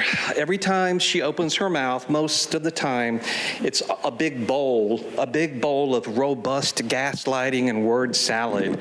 She just said the phrases, "we have no choice," "this is well documented," and what we know to be true. Of course, like so many things that go on here, this is about looking at one thing while something else is going on over here. So let's look at this item. Tara, you say you're protecting the children, but it's interesting that you don't mention online porn. And I'm not making a moral comment about porn, online porn. It's available to everyone, free. Children, 4-year-olds, 5-year-olds, Jim, can get online and pull up any kind of porn they want. Any kind of porn they want, Nora.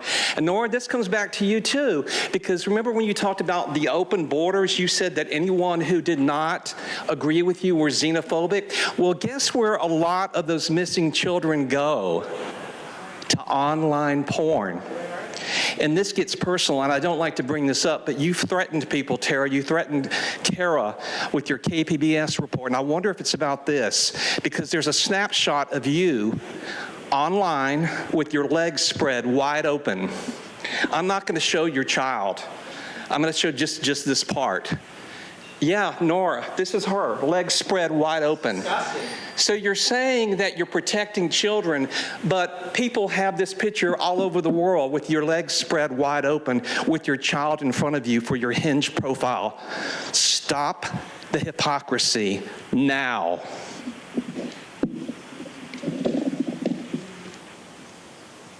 Next speaker, please.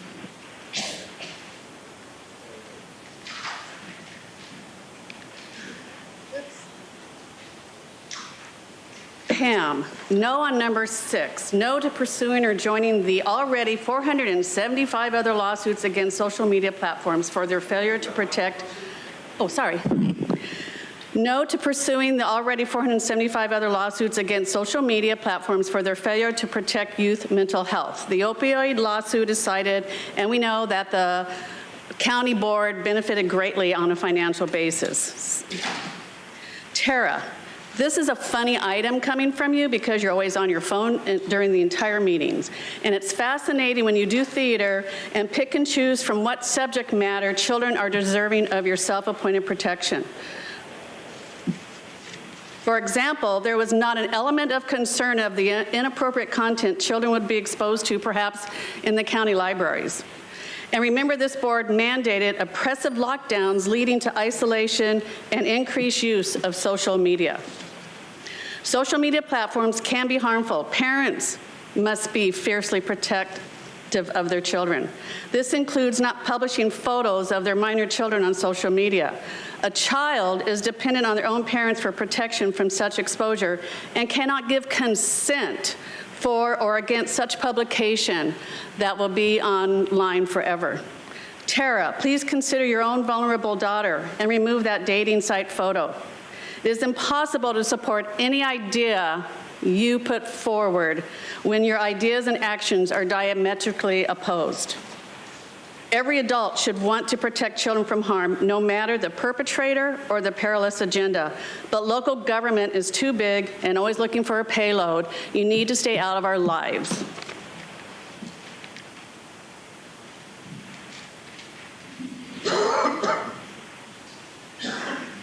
The next speaker is coming down to the podium. A final call for Damon French.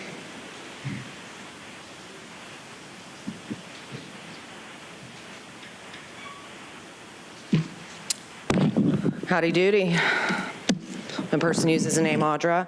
So for number 3, with HIV, it's very sad because everything is about money with you guys.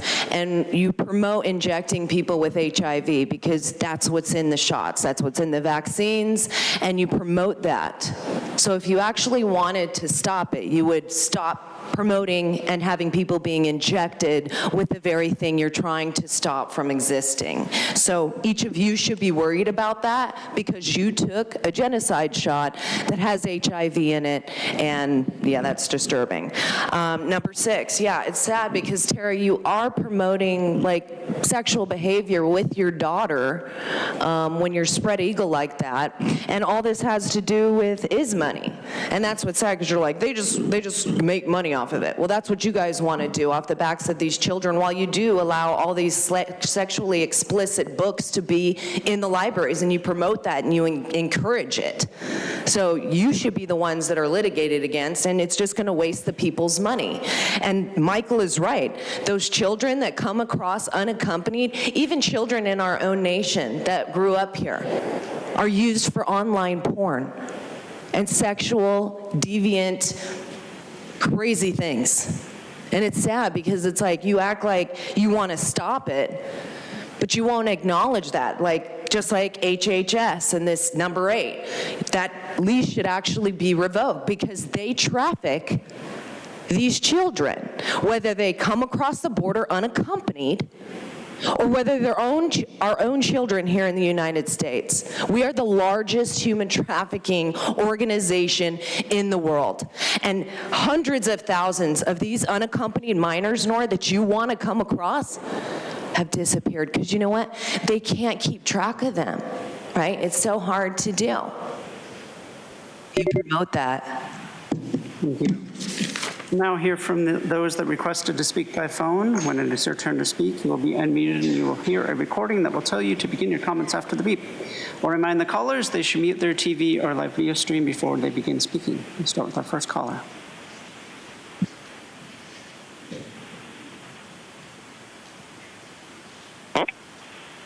Hi, my name is Madison Rapp, and I'm talking about item 10. Responding to the grand jury report, which asked how it is going for cannabis in San Diego. It's really important to do the research, and respectfully, I believe you could do a lot more to develop your report. Just to reiterate what the grand jury asked the Board of Supervisors to do, it is to develop reports that document the health and law enforcement impacts of cannabis legalization. Marijuana use has been studied in youth and shown to have negative impacts on cognition and attention. Furthermore, the use of marijuana during adolescence has been associated with an increased risk of mental health issues, including depression, anxiety, and psychosis. These are serious conditions that can have long-lasting effects on a young person's life and well-being. Emergency room responders have seen an increasing number of cases involving marijuana edibles. And sadly, babies and toddlers have been seriously ill after ingesting marijuana or marijuana edibles left around the house. Let's not forget the serious harms marijuana creates for children and youth and get some real reports to document this. Thank you. Thank you. Now hear from the next caller.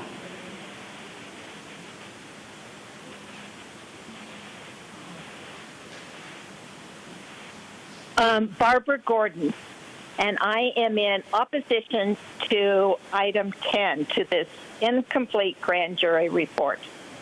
I am concerned as a mother and and grandmother of 2 grandsons in college who have shared with me their peers' use of marijuana and how it has negatively affected their peers' lives.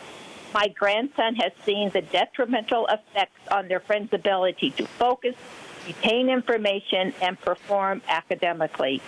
Research has consistently indicated a negative association between marijuana use and academic performance among college students. The study goes on to say daily marijuana use among college students reached a historic high of 44%. Marijuana use during these critical period of brain development, which occurs in the early 20s, can have a long-lasting effect on cognitive abilities. Heavy marijuana use might ultimately lead to college dropout.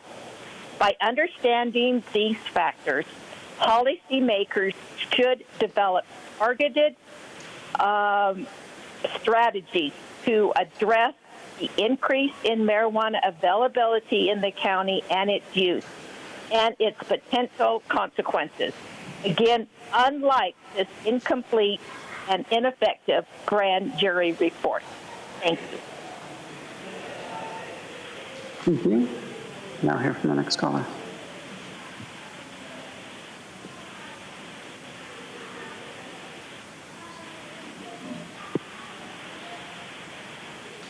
Next caller is Kelly McCormick. Your device might be muted. Hi, thank you. This is Kelly McCormick, and I would just like to speak in support of the last 2 callers. I agree with them completely, and also Jim Desmond's comments about item 10, the grand jury report. The county's response is inadequate, and you mentioned that in the response that you partially disagreed with the findings about public health, and there is just overwhelming evidence of the harm of marijuana on public health. And in fact, I could point to the medical examiner's report, San Diego County medical examiner, who has said that there are 37 emergency department visits per day. This is the county, I apologize, not the medical examiner, but 37 emergency department visits per day in San Diego County due to the marijuana-related issues, including youth exposure, children who are poisoned by eating edibles that look like candy, mental health issues, psychosis, drug interactions, negative drug interactions with prescription drugs and marijuana, cannabis hyperemesis syndrome, which is the scromiting, the screaming and vomiting. That's how it got the name scromiting. And, of course, accidents, injuries, and other issues related to that. So please look at the data, talk to the medical examiner, talk to the people in the emergency departments, talk to Dr. Ranit Lev. The evidence is there. Thank you. Thank you. Now hear from the next caller.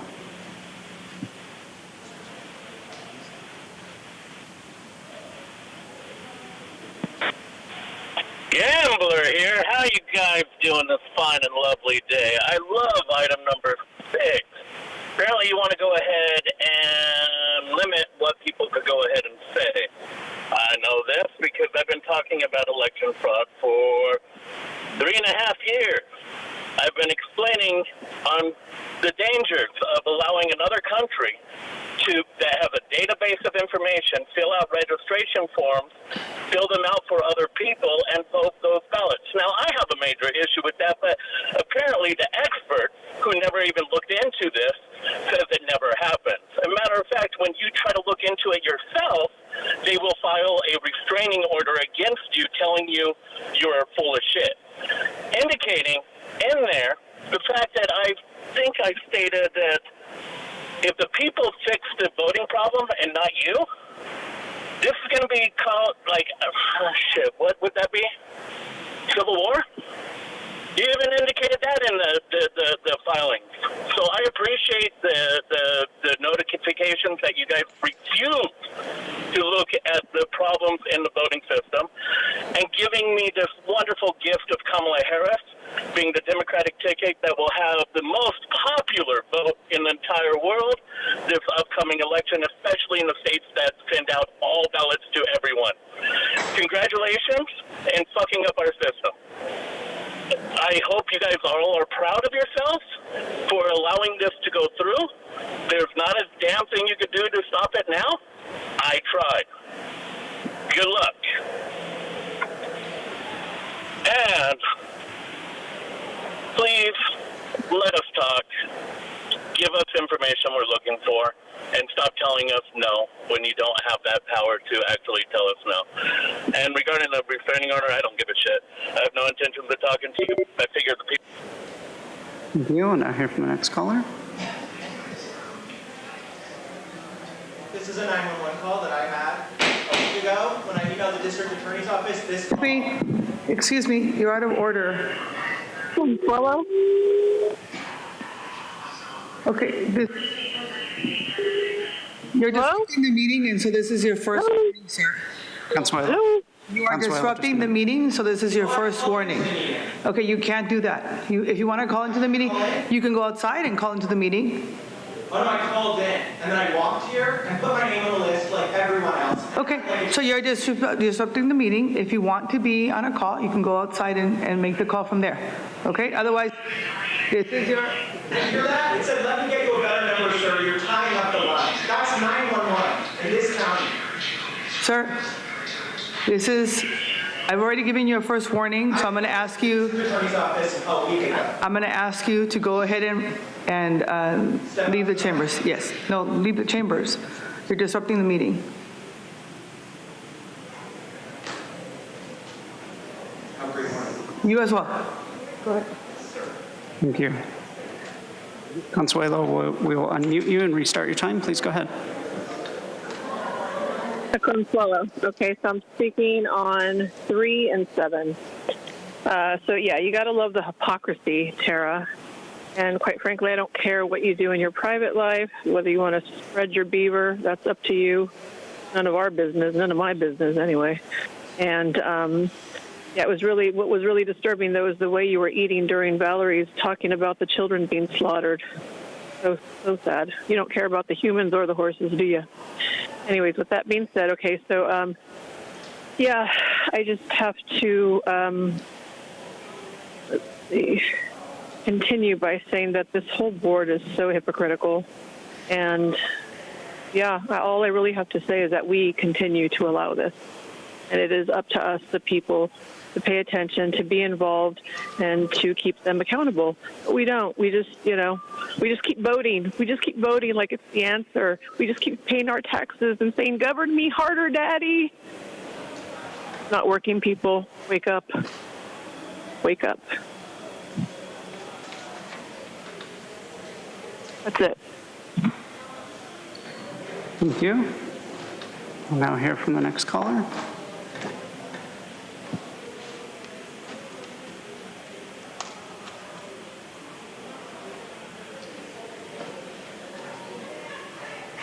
Hi there. My name is Wyatt Henshaw, speaking on issue 6. Can I just confirm that you guys can hear me okay? Yes, please go ahead.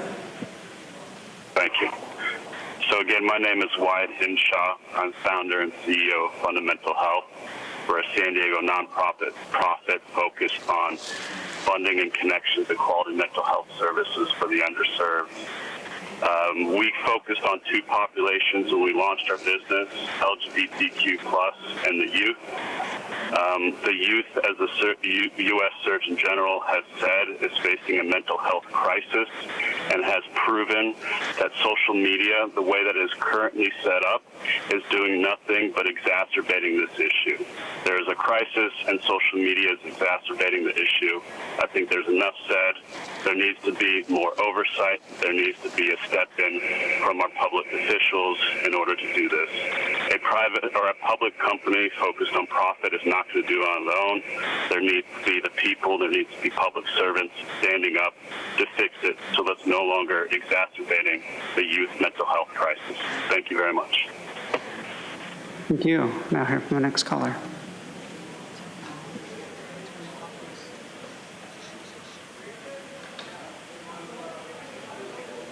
Good morning, Board of Supervisors. This is Ann Riddle here. I called in because of my concern about item 10, the grand jury report. When we first read about it in the newspaper that the grand jury had requested of the county and the city of San Diego more information regarding the non-financial costs, that is, health and law enforcement impact of marijuana in our communities, we were looking forward to hearing what your response was. So this rather meager two-page response was extremely disappointing considering the staff resources that you have. And I would like to mention I appreciate that you talk about that there's information online and that you do have an initiative. But I don't believe we've ever seen a county newsletter report from them, nor have they ever reported these units and this initiative, health initiative. I've never seen them come to a Board of Supervisors meeting, and I think we all would be well served if we could see this information at a public meeting. We'd feel that this was a serious effort to provide this type of information to us all. The San Diego County Cannabis Public Health Initiative that you mentioned is a monthly meeting, and it is open to the public, and I have attended it as a parent. And when we asked them, would they provide this excellent information they have at a Board of Supervisors meeting, they told us they have to be invited. So I would just respectfully ask you invite them to come and share this information. I'm kind of curious as to why they'd have to be invited. And I do kind of understand that if you're funded by the county, you can't come to a Board of Supervisors meeting and share things, share the information you have received without an invite. It seems like a really complicated, unnecessarily complicated way for the receiving it. Thank you. Now hear from the next caller.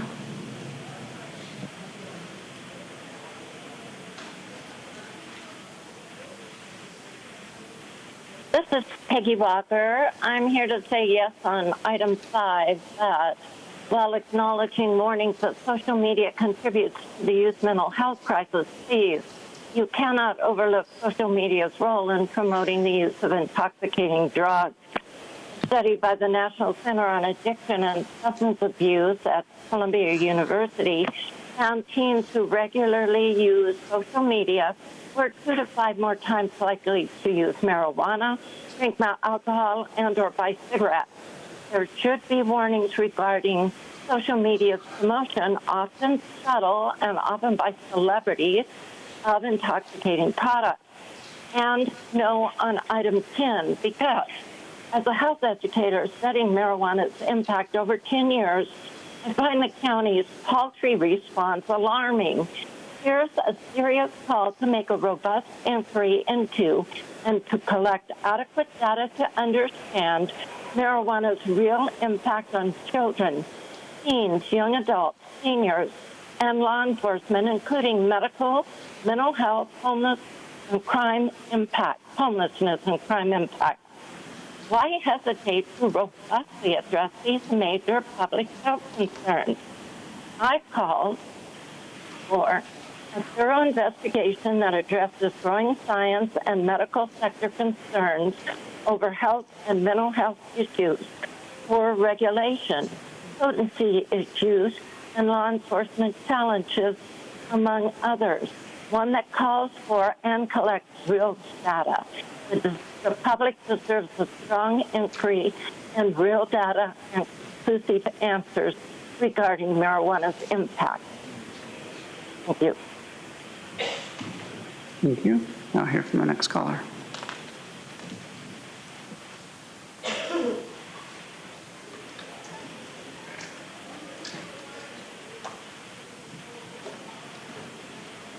My name is Kathleen Lippett. I'd like to address items 6 and 10. Good morning, Board. I'm a public policy researcher and advocate for protecting youth, young adults, and communities.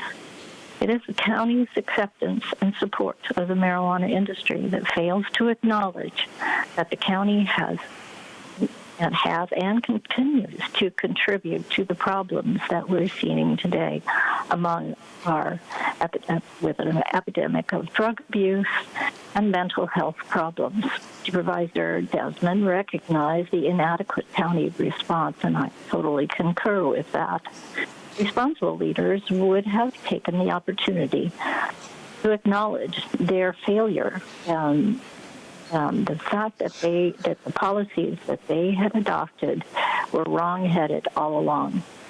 The documentation of the connections between problems of mental health and these industry and supporting a commercial industry is not going to get us ahead of drug overdose or drug epidemics.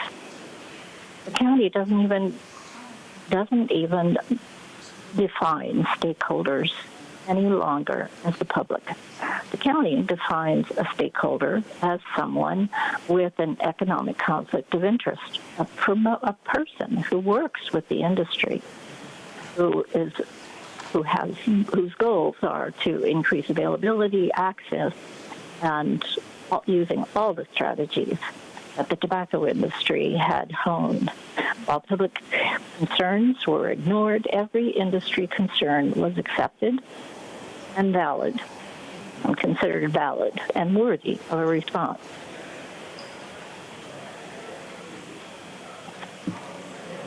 Thank you. We'll now hear from the next caller.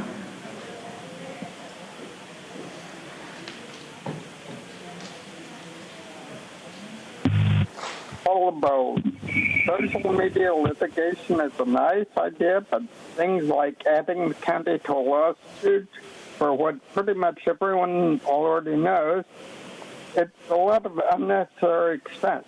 Moreover, it's a national issue. The FCC runs all the social media stuff. We should be fixing our own county first. Focus. Not sure what form warning labels would take or what they would do either. So I do not support this particular measure. I don't know what the sense of urgency Tara mentioned is. Add this. Response to the grand jury is redo the report. Animal control plan for mapping the declared dangerous dogs. You don't need a map. You need a sign where the dog is. People are unlikely to research maps to find dangerous dog locations, and if a dog is that dangerous, it should be muzzled or removed from the area. Authorizing animal control officers to issue citations needs to be reworked. The response is about where in the ordinances the fines are, and that you could be arrested if your dog bites. It does not say who makes the arrest, actually, or issues the fine. And about people who abuse horses or other animals like Craig Netwig, saying that the impact of legalized cannabis on kids and seniors is awaiting a more comprehensive analysis assessing the health impact. Well, cannabis is not the same substance we used 50 years ago. It has been modified by genetic and artificial means. Thank you. Now hear from the final caller.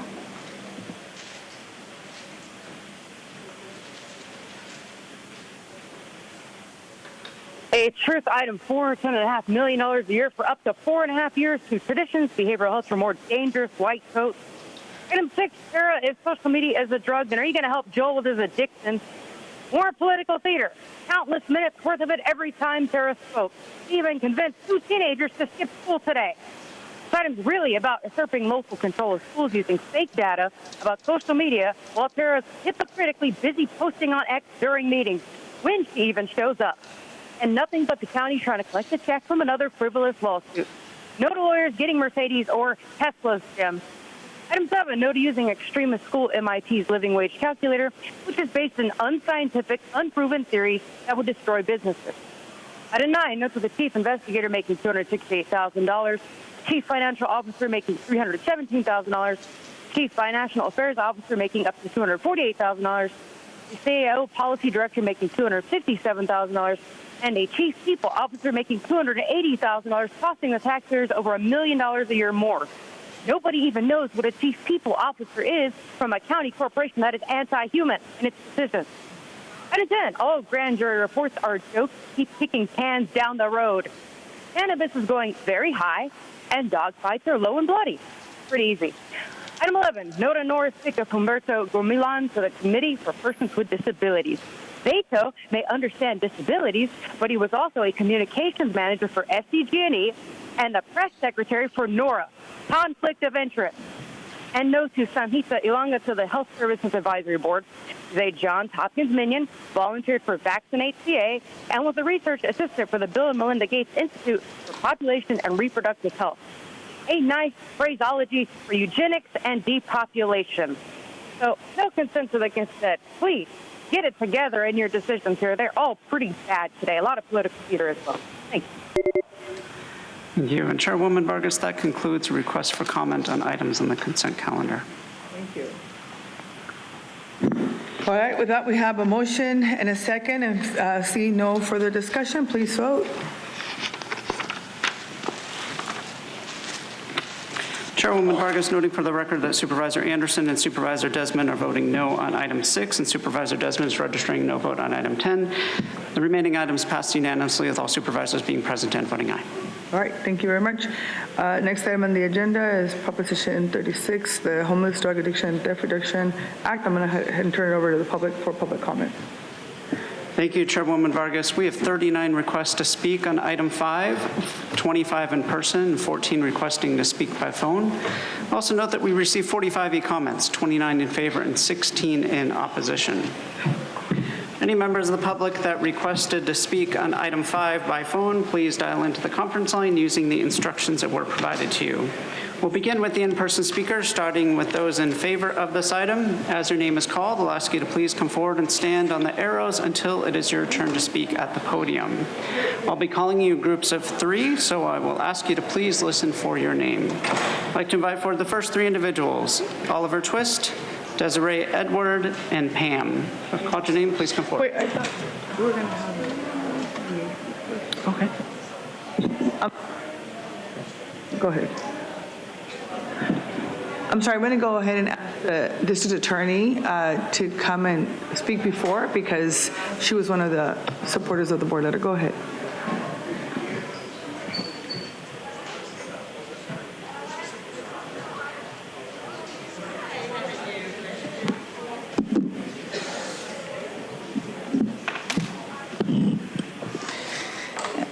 Still good morning, Chairwoman Vargas, supervisors, our wonderful CAO, county family, and community. I'm Summer Stephan, San Diego County's district attorney, and I signed on to the letter to ask the board to review closely Proposition 36 and to recommend supporting it.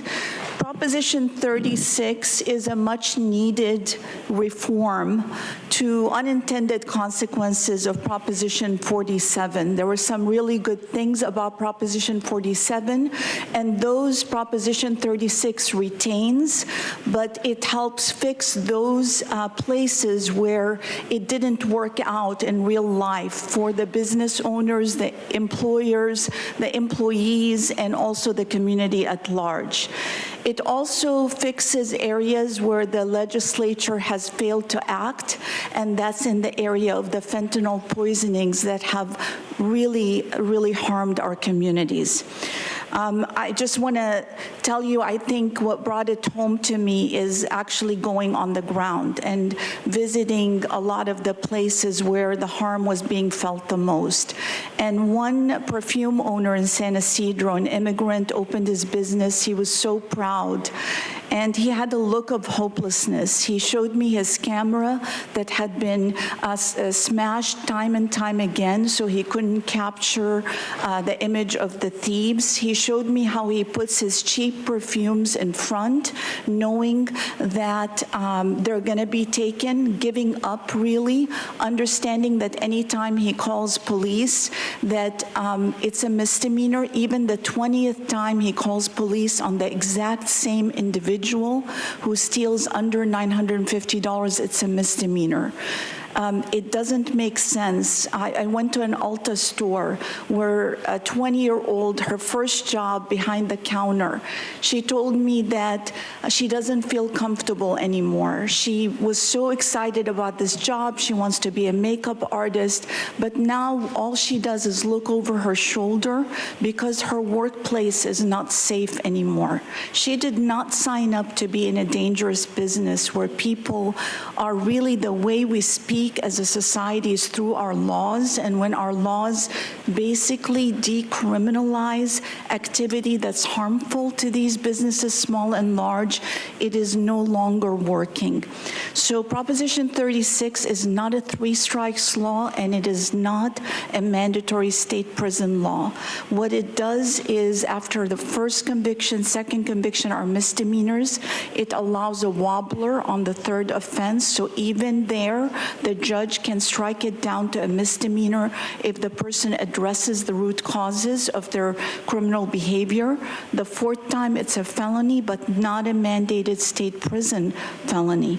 Where it comes to fentanyl, this is where the laws just don't make sense. These families have tried time and time again through the legislature to beg and plead for an Alexandria's law. This is similar to the law that is there for DUIs. When you commit a DUI, you're given an advisal that the next time you commit a DUI, you could kill someone and you'll be held responsible. That's the exact same thing that is in this proposition, that if you commit you sell drugs and you are convicted, you're given that advisal, hard drugs. And that's a fair thing. It also adds a provision where if you sell drugs and someone dies or ends up in a wheelchair, you are held accountable for that additional harm. There's an additional enhancement to that. It's all common sense, it's all balanced, and it's really, that's why 900,000 people across California lined up to support this proposition, because they waited and waited and did not see the action that was needed that really addresses in a balanced way the community needs and the needs of our businesses and our employees and our consumers. If you have any questions, because I've studied it, I'm happy to answer them to make sure that the part of my job is to just make sure the community is fully informed and you as leaders are fully informed. But I'm sure your staff has done a great analysis. But if you've had a burning question about it, I'm happy to answer it. Thank you. Thank you. Thank you. We'll now resume with public comment. Again, I'd like to invite forward Oliver Twist, Desiree, Edward, and Pam. Again, you'll have 2 minutes to address the board, and I'll ask you to please state your name for the audio record.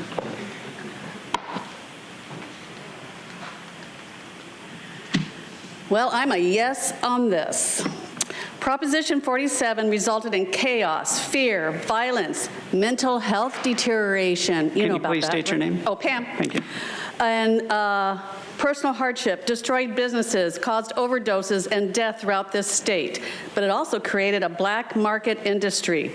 Groups of individuals vandalize businesses and steal merchandise. These stolen goods are brought to a consolidator who then sells them on the black market, getting rich off the blood, sweat, and tears of victims. These perpetrators of retail theft know they face little to no punishment, and the lawmakers and a lot of the people in the legal system give them permission to repeat offend. Larceny is wrongfully taking someone's property without consent, intentionally, permanently depriving the owner of his or her property or income. Thanks to Jim and Joel for presenting this item. Hopefully, well, there went Nora. Tara, Nora, and Monica, you always purport to, oh, I want to protect the community. I want to help the community. I want to help marginalized communities. We care about the health of the community. We care about the mental health of the children. Well, you better vote in favor of community safety and stability, in support of families to not live in fear, to protect small businesses, and agree perpetrators should be held accountable. We're held accountable if we clap in here, Nora. One of the main jobs of the government is to provide security to the people. Thank you. Next speaker, please.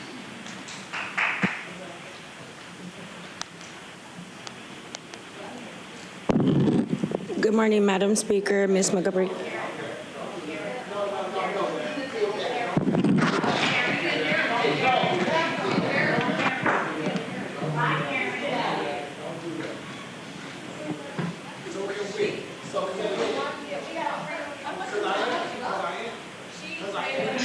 Excuse me, everyone. Excuse me. Hello, you are disrupting the conduct of this meeting. You right there with the video, please sit down. Okay, please leave right now, the meeting. Everyone sit down. We have a person whose turn it is to speak. Everyone needs to be quiet and respect the people whose turn it is to speak. Thank you very much. Ma'am, it's your turn. Thank you. Sorry.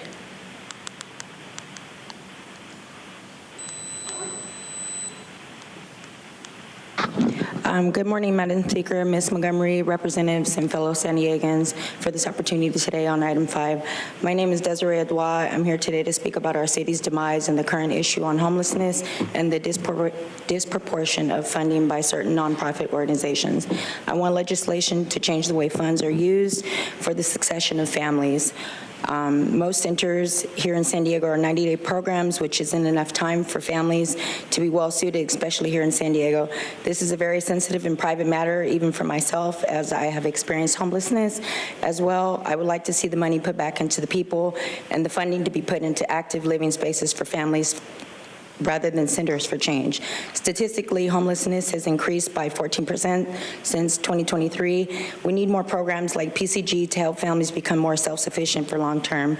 This would include places families could actually live while collecting CalWorks or other government assistance programs like General Relief. We can make participants responsible by paying percentage of their funding back to the program the way that taxpayers are not footing the bill per se, and families still have a chance. San Diego is at an 86% fulfillment at the moment, which is being said in our rural areas, and we'd like to rebuild. We should take some of the old buildings, make them into living spaces to get people off of the street. That's job security and a great level of responsibilities for the participants. With the proper people in place, we can take a slightly similar concept to Habitat for Humanity, except these places are rent and for the people. This can change our economy and actually be a positive change for our country and our citizens, rebuild the growth, as well as the percentage being given back towards funding. This way, no one loses. We have a way to change the way people see welfare. It will no longer be a system that will allow you to just collect a check.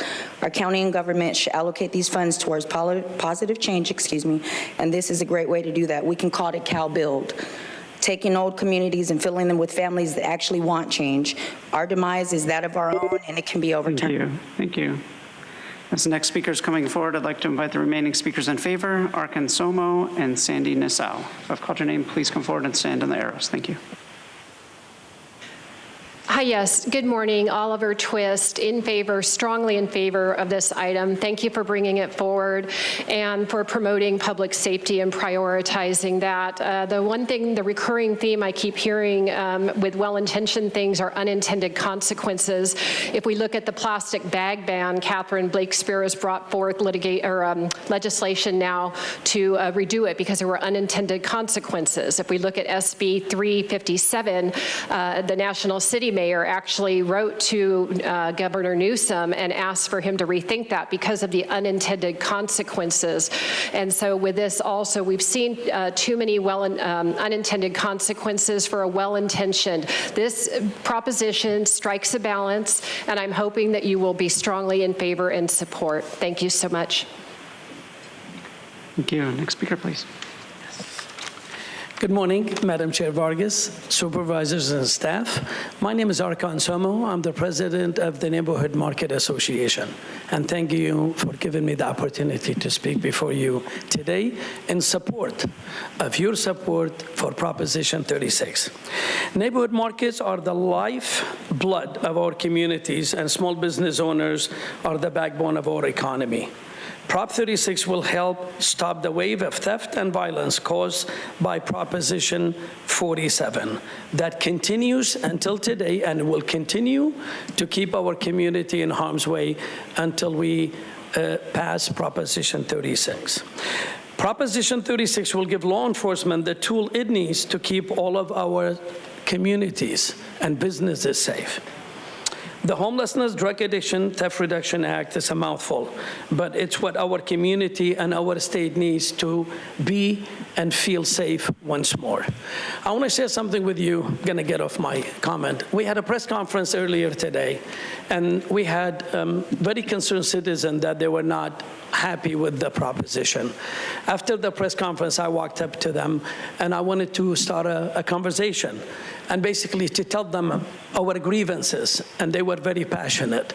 We ended up walking to the coffee, have a coffee together, and before you know it, we start talking to each other as individuals. I felt their pain and their concern, and they understood where small businesses like hundreds of our businesses come from. This is what we need. The divisiveness in our community and the political discourse will not help our community. The definition of insanity is keep doing the same thing over and over again and expecting a different results. Prop 47 had 10 years. It didn't work. It's time for you to support Proposition 36. Thank you and God bless. As the next speaker is coming forward, I'd like to invite the speakers in opposition. Again, I'll call the first three speakers in opposition: Alexander Kraft, Askari Abdul Mutagim, and Shahid Price. If I've called your name, please come forward.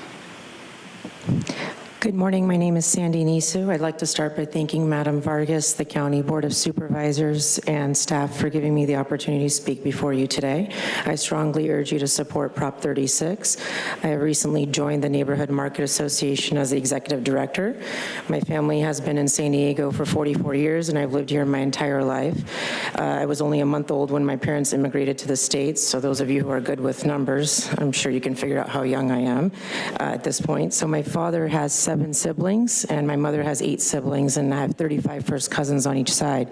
With such a large family deeply rooted in the small retail business community, the issues of crime reduction and homelessness hits our San Diego homes and small businesses and are personal to us. I urge you to support Prop 36 to help protect our communities. Thank you. Thank you. Next speaker, please. Good morning, Supervisors. My name again is Alexander Kraft. I'm a proud SEIU Local 221 member, and I'm here to speak in opposition of Proposition 36 and in opposition of the County of San Diego lending any support to this dangerous ballot measure. It seeks to undo Proposition 47, a measure duly passed by voters in 2014. As part of Prop 47, the county receives $6 million in funding for a program that provides housing and wraparound services for people freed from jail. Proposition 36 would damage this important revenue that helps to serve our goals in reducing and preventing homelessness. And in the midst of a budget deficit, why should we spend more precious county resources on systems that do not work, research has shown do not work, to rehabilitate people who commit minor crimes? Research has shown time and time again that we spend more money with less results when we pursue the strategies behind Prop 36. This isn't feelings, this is data. This measure erroneously cites retail theft and the fentanyl epidemic as reasons to revert to strategies that are proven failures. But no correlation, let alone causation, has been found between Prop 47 and retail theft. In fact, counter to what people say, the county has seen a 21% decrease in shoplifting since 2019. These are numbers. As Supervisor Lawson Reamer so clearly pointed out, what we fail to recognize about the fentanyl crisis is that it can be traced back directly to pharmaceutical companies who pushed the sale of legal opiates even though they may not have been needed. This has caused many to become addicted, and these individuals eventually turn to opiates from illegal sources. In fact, the County of San Diego has already received nearly $3 million in settlements directly from them to address the opioid crisis. So let's be wise with both our revenue and our expenditures and reject the misguided principles behind this dangerous proposition and embrace the strategies that do work, not make the problem worse by criminalizing poverty. Thank you very much. All right, so I'm going to remind everyone, I know there's a lot of emotions around this issue. I care about this issue as well as everybody here on this dais. It's extremely important that we keep to the norms of our meeting. If we don't, we're going to ask everyone to leave the chambers, ask each speaker to come in one by one. And so I'm going to ask everyone to please follow the rules. Do not disrupt and be respectful to each of the speakers, no matter where you are on the issue, okay? Go ahead, sir. Morning. I'm Askari Abdul Muntakam. There's something I want to read to the members. In August of 2023, a jury convicted a Temecula fentanyl dealer of selling a pill that killed a 26-year-old woman and was later sentenced to 15 years in prison. If that is true, it is impossible, and I mean literally impossible, for there to be a need for Prop 36 to prosecute individuals who sell fentanyl that kill people. It's already happened. If the people who are supporting 36 have to come here and use propaganda and lies to secure your vote, they don't deserve your vote. Thank you. As the next speaker is coming forward, I'd like to invite additional speakers. Lon Che, Michelle Woodson, Michael White. If I've called your name, please come forward. Hello, my name is Shahid. So I think we heard one or two individuals who support this bill. I would just tell them to maybe they should actually educate themselves on what this bill is about, who this bill is attacking, because we know for a fact that retail crime has been down. So once again, we know that this is just another way that the system is using one of its arms to attack, once again, the downtrodden, the poor, the less, quote-unquote, educated. So I would like to also say that this bill is just also another way to attack future generations, you know, those that come from, I'm gonna get comfortable, I got a whole minute. So, you know, just another law to enact to just attack, you know, District 4 community, you know, the black and brown, you know, so you're either going to, you know,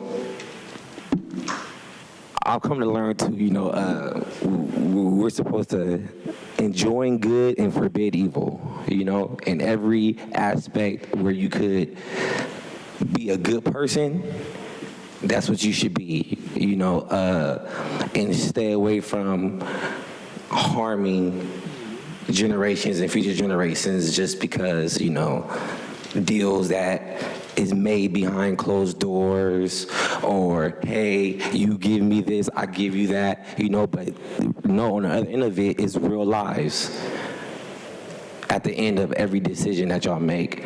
So hope y'all make the right decision. Thank you. Next speaker, please. Hello, my name is Lon Chai. I'm here to speaking on opposition to Proposition 36. So by the age of 39, I spent a total of 22 years in incarceration, starting from when I was 14. And at 14, I was sent to juvenile hall for something real petty. And it only got worse from there. So from 14 all the way to 39, 22 years in the system. Every time it was always send you to jail, send you to jail, send you to prison. You didn't learn your lesson in jail. Go to prison, until somebody actually invested in me, told me about education, sent me books and things like that. And I learned that the cost of housing someone in jail and prison is more than sending somebody to school, to a vocation, to college. So I believe it's a better investment to use those funds to educate someone to better themselves. So I'm standing here before you, I'm about to graduate from San Diego State University in December. I am the co-executive director of a community organization. And this is because somebody invested in me, used that money to invest in me, to educate me. That's all we're looking for, is a chance. Invest in us with those funds. Don't use those funds to lock us up, because every time they locked me up, I learned nothing in jail or prison. I came out worse. So would you want somebody coming home to be worse or better? Would you rather educate them so they could give back to the community like myself? That's all I have to say. Thank you. Thank you. As the next speaker is coming forward, I'll invite 3 additional speakers, Layla Aziz, Jean Hui Tran, and Jillian Paramore. If you call your name, please come forward. Good morning, everyone. My name is Michael White, and I was actually one of the community members that disrupted the press conference this morning, and I just wanted to speak on some stuff that the gentleman said earlier about the coffee shop incident. The propaganda that's being spewed, and I'm in opposition for Prop 36.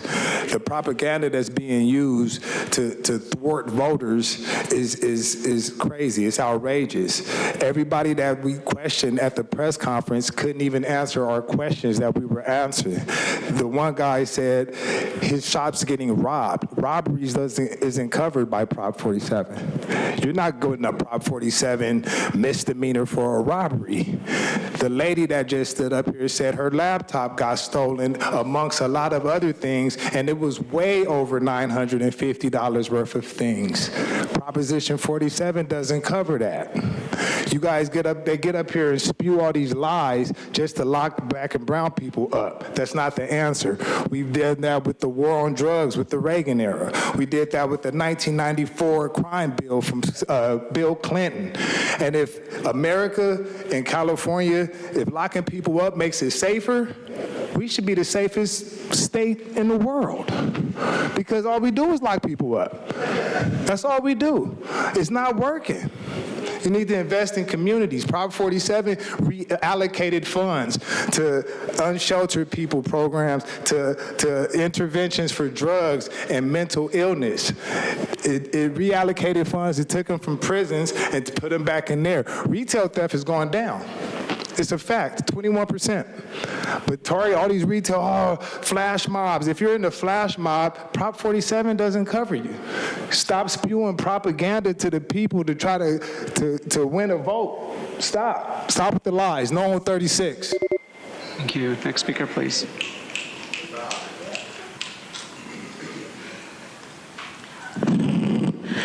Layla Aziz. So we have the district attorney and the liquor store owners who've joined forces to vote yes on Prop 36. Some things don't make sense to me. My grandfather used to say, you never let the fox guard the hen house. The district attorney's job is to put people in jail and prison. Why did the district attorney have the fentanyl contract? Why was that not given to the public defender who works closer with the people that need the help? Desmond, let's bring some common sense into this. And so because the DA, Summer, failed at stopping fentanyl when she was given grant after grant to do so in her care center, we now must go to jail, the fox guarding the hen house.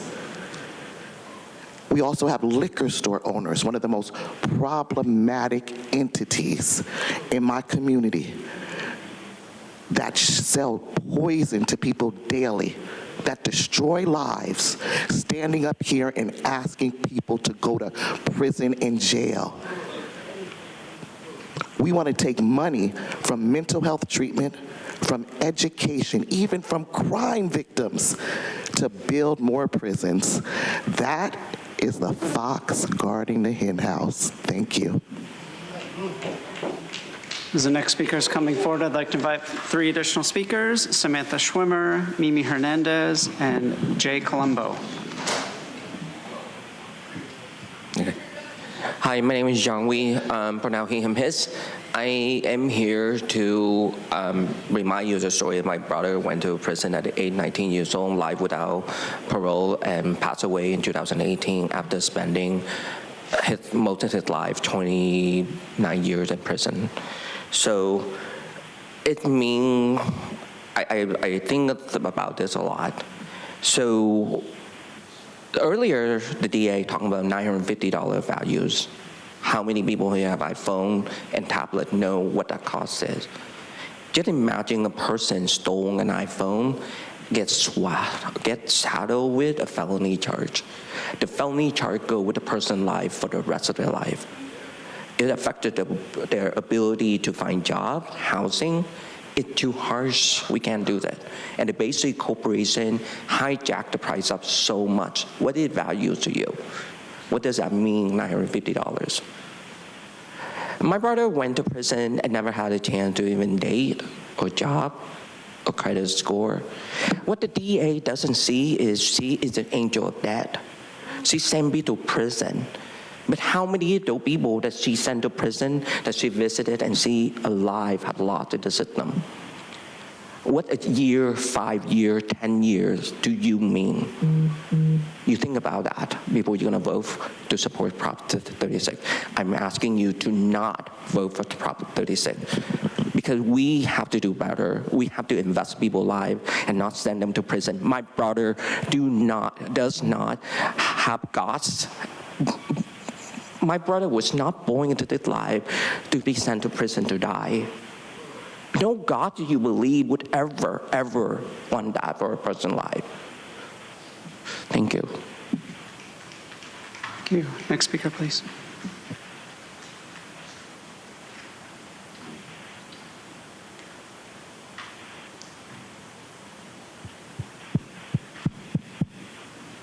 Hi, my name is Jillian Paramore, and I oppose this prop because I had a biological mom, and she had mental illness, very severe. And instead of getting the care that she needed, she was imprisoned for petty theft. And because of that and the 3-strike policy before Prop 47, I grew up without a mom. I was in and out of foster care, and the care that she did get was ineffective. So when she gave birth to me, she got improper care through the prison system, and I ended up with cerebral palsy. It affected my life from there on. My mom didn't get the care that she needed until Prop 47 was passed. My mom is 50 now, and she's just now getting the mental health care that she needs to thrive and to have a place in society and to be in my life. I didn't get to meet her until I was an adult. I don't want other kids like me, Latina, Indigenous, that don't get to have their families together because of mental illness, and part of mental illness diagnoses being having issues with running in with the police. I spent my life homeless at points. I eventually got to go to school and get my degree. I work for Disability Rights California. I've made a difference. But I want more people to have that opportunity. We're not going to have that with Proposition 36. We have a staggering of 40% of people in prisons with disabilities, and the normal population is 15%. Thank you. As the next speaker is coming forward, I'd like to invite 3 additional speakers: Miriam Shihata, Lucky Aiden, and Cheryl Canson. Good morning, Supervisors. My name is Samantha Schwimmer. I am a D4 resident, and I am here today to urge the board to oppose Prop 36.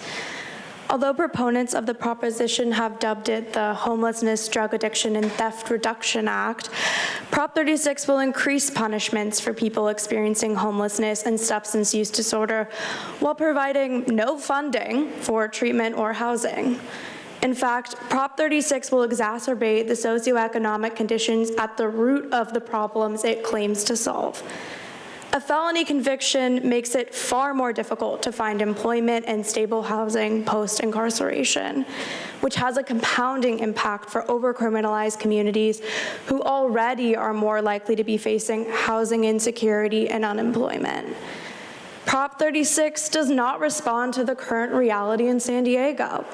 Despite disingenuous claims that retail theft is on the rise, San Diego County has seen a 21% decrease in shoplifting since 2019. There is also substantial evidence that when the law allows discretion to charge either a misdemeanor or a felony, as in Prop 36, people of color are more often to receive harsher punishments. Given that communities of color are already overrepresented in our jail system, including in San Diego County, where more than 21% of San Diego's jail population is Black, while only 5.6% of the county population is Black, Prop 36 is not aligned with the county's commitment to equity. I thank the board for their commitment to investing in our communities so that all San Diegans can access affordable housing, good-paying jobs, investment in harm reduction, and community-based behavioral health services. These are the solutions that will make our communities safe. Everything else is just a distraction. Say no to Prop 36. Thank you. Thank you. Next speaker, please. I think it's morning. My name is Mimi, aka Melissa Hernandez, and I'm here today to ask you guys, well, I oppose to Prop 36. We need more programs, we need more investments going on in the community. Back in 2020, when the pandemic was going about, I witnessed a lot of District 4, District 19, a lot of underserved communities in San Diego. I witnessed them actually having that moment where they did not have to commit a crime, even if that's what the background that we came from. Unfortunately, I witnessed, because of all the funds that was put into the community, regardless of how they got it, it was just so much money that the community was actually doing good. I say this to say, I went down 1 mile down the street and I counted about 13 liquor stores, like Layla said earlier, and that is a big effect in our community because coming from D4 and working with thousands of teenagers that don't want to commit a crime, but their only option is to commit a crime as small as petty theft.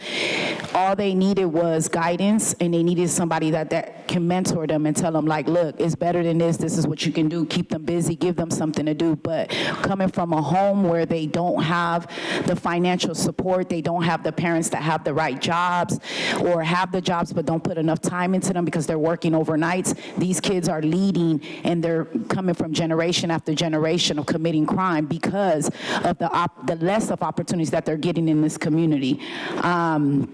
So yeah, I oppose to this. I say let's invest more into these districts. Let's give these liquor stores a time frame. You know, you can't open till 12 and you got to be closed by 8. I mean, that's why they do it in La Jolla, you know, so yeah. And keep Monica and Nora out your mouth. Your next speaker, please. Hi, my name is Jay Colombo. I'm here to actually say that Prop 47 helps the people. It reinvests funds into the program. And like my grandmother used to say, it's always another way to skin a cat. So I say no on Prop 36. Thank you. Next speaker, please. Hi, my name is Mariam. There are 2 million incarcerated people in this country, which is the most in the world. Black and brown people are overrepresented in these prisons, incarcerated en masse. Prop 36 builds on this racist legacy.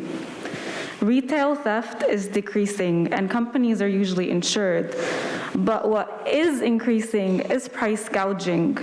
Theft from us, from our communities, from the people. There is zero correlation between Prop 47 and an increase in retail theft. According to Groundwork Collaborative, half of U.S. inflation is due to high corporation profits. Communities are becoming poorer while corporations reap benefits.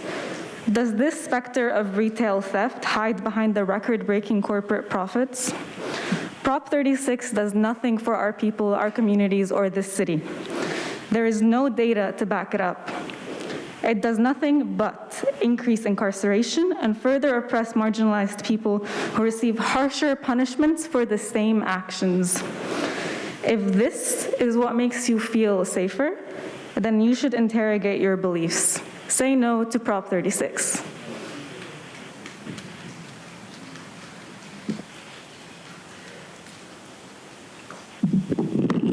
Okay. Good morning, Board of Supervisors. My name is Lucky. I, along with many people that fill this room and those that couldn't be here today because they're out working, supporting their family, do not support Prop 36, and you shouldn't either. Prop 36 leads to harsher punishments and penalties for Black and brown people who look like me, who look like her, who look like him, and many people that cannot be here today. This prop takes away resources that could be life and death for many people of our community, and instead, it gathers our community members by the numbers and puts them in prison day in and day out. This misconception of Prop 46 being linked to retail theft is false. Like mentioned before, shoplifting has dropped 21% since 2019. This prop targets people who are experiencing homelessness, mental health disorders, and is increasing punishment without offering any help. Like I said, help that could be life or death. Why is it that Black and brown people make up 5.6% of San Diego's population, but however, make up over 21% of its jail population? The math is not mathing. So I'm here urging you, the Board of Supervisors, to not support Prop 36. Thank you.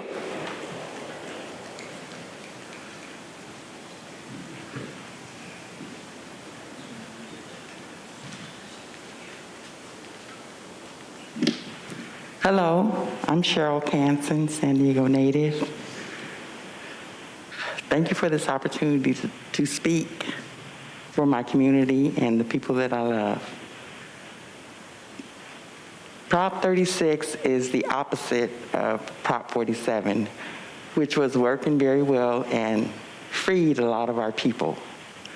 So if it's not broke, why fix it?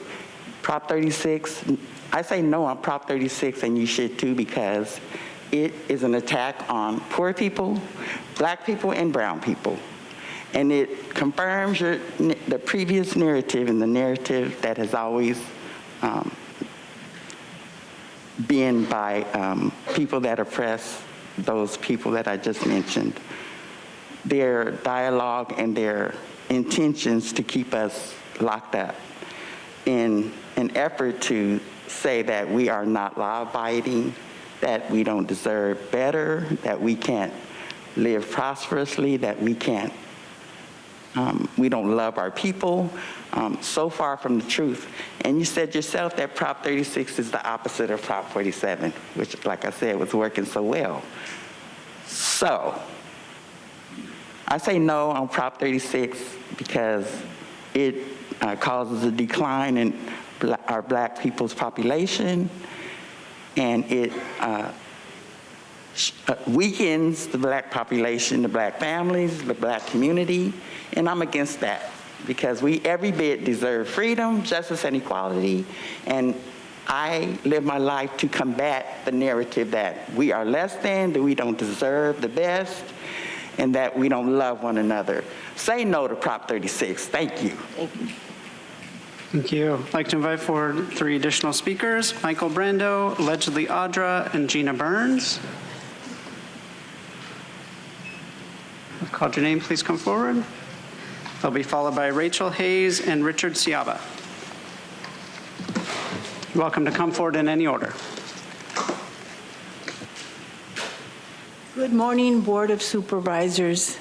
I oppose Prop 36 because it's another Jim Crow law at its finest. Can you please state your name? Gina Burns. As I was saying, this is an attack on our communities, on our Black and brown, and as it was stated before, we lead the world in mass incarceration. This is insane. The United States leads the world in mass incarceration. They want to get our children, our grandchildren, they're prepping with the Supreme Court making it illegal to be homeless on public property. Is there a solution to this? Is there a solution to this really? California Department of corruptions and recidivism is nothing but a vampire system, also along with these laws. Like I said before, it's nothing but a Jim Crow law. Why do we want to send more people to prison? Why? My son, Jeremy, who suffers from schizophrenia, learning disabilities, ADHD, went to prison at the age of 18. He's 46 right now. He was supposed to come out in 3 years. He has been exacerbated. He's been tortured. And still, the system is not satisfied. He has gotten worse, and they still want to criminalize him for being mentally ill. I have a surprise for you. If you don't have a mental illness going into prison, coming out, you're going to have one. You're going to have one. It doesn't make sense. It's time to give to the community. Thank you. Your time is up. Thank you. Next speaker, please. All right, Consuelo, this is your first warning.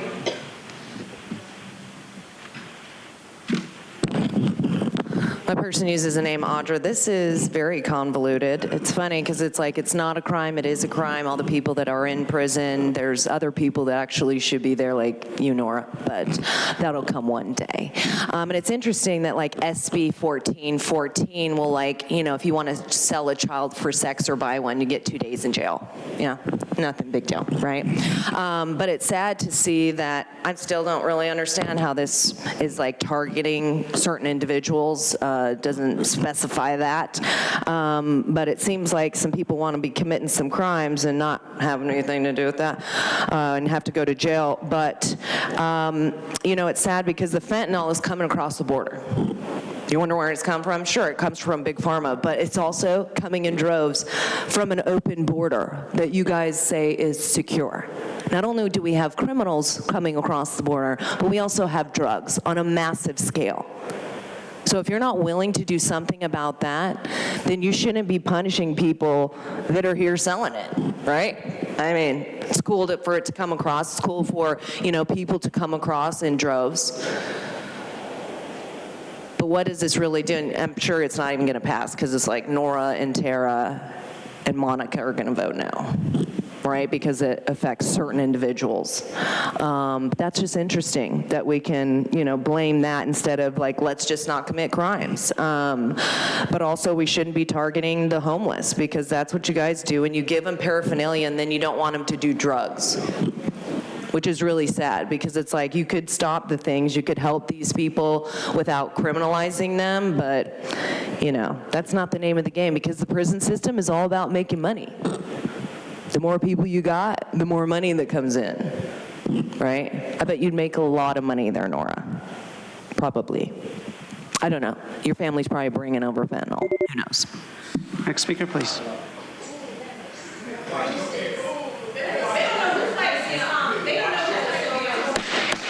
All right. Consuelo, you're excused from the, yes, I have already gave you a first warning, only one warning, please.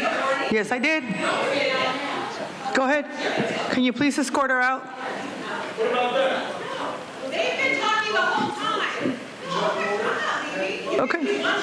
Yes, I did. We're paying attention. We're paying attention. This is what you want. All right, we have a lot of work to do. We have a lot of work to do. Please. All right, we're taking a 2-minute recess. Go ahead and please clear.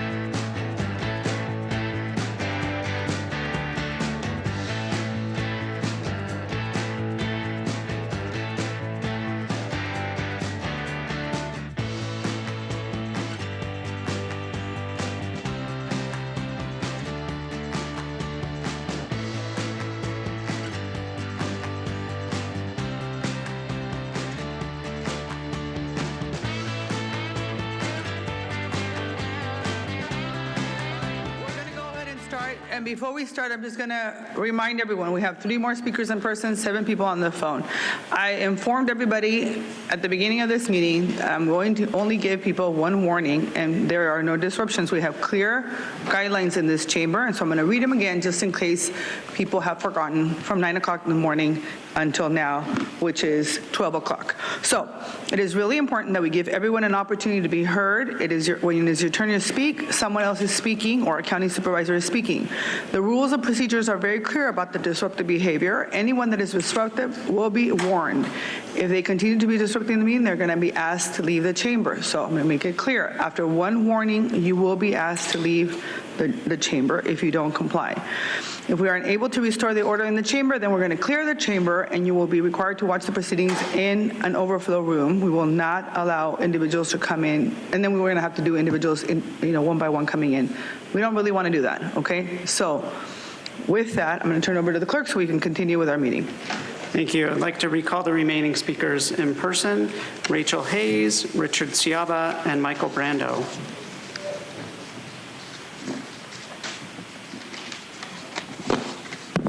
Hello, Richard Ciaba with Lived Experience Advisors.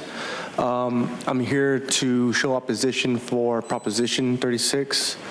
The California Department of Corrections and Rehabilitation, I don't see a lot of rehabilitation going on when it comes to a lot of petty crimes. Like I don't see any of it in San Diego County jails. I don't see the people who are incarcerated for minor things. And another thing that's up there is being incarcerated for being homeless. I mean, that's a tough one to swallow right there. I mean, if you have nowhere to go and you have nothing, nothing under your name and you get incarcerated, I mean, what's the point of sending somebody to county jail or for let alone prison if you're not going to give them some means of rehabilitation afterwards or some means of like stability afterwards? It's just a revolving door, as we all know the system to be.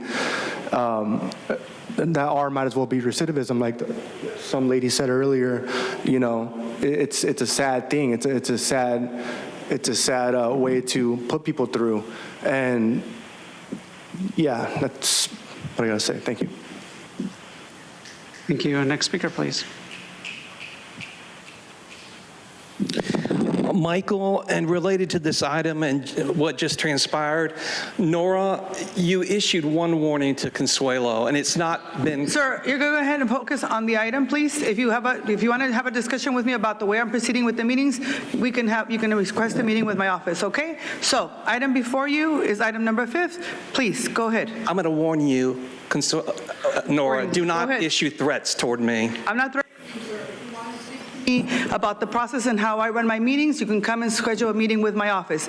Go ahead. You have 2 minutes. The clock is running. 1:30. Go ahead. It can run. Let it run.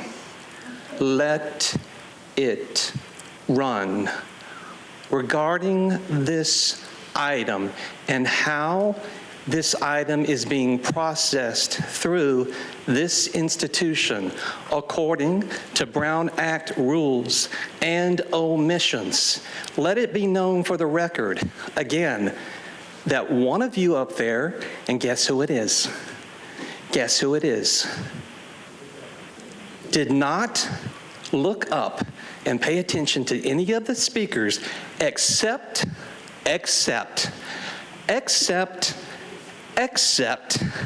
for the ones who support her position. And actually, Nora, it's not you. I'm going to compliment you. It's actually Tara Lawson-Reamer. Straighten out how you run these meetings. Next speaker, please.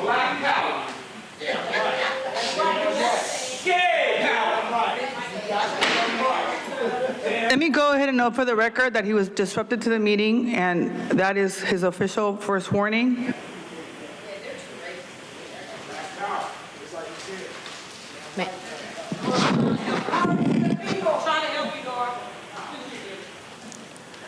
Rachel Hayes with Lived Experience Advisors. I strongly oppose this agenda item 36. I went to prison in the early 2000s, I came out a better criminal. I learned a lot of tricks in there. They used to have programs like Second Chance, so that way when you paroled, you got housing.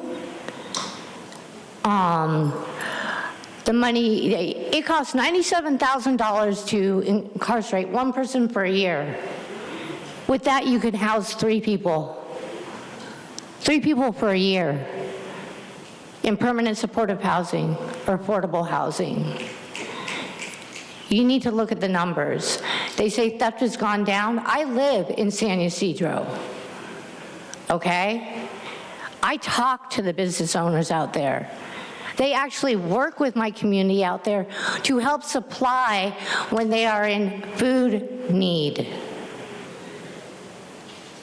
like grocery outlet. And if you're hungry and you're homeless, you can go in there and talk to them and they will feed you for free. Prop 36 is nothing but a way to harass, criminalize, put people in jail with no rehabilitation.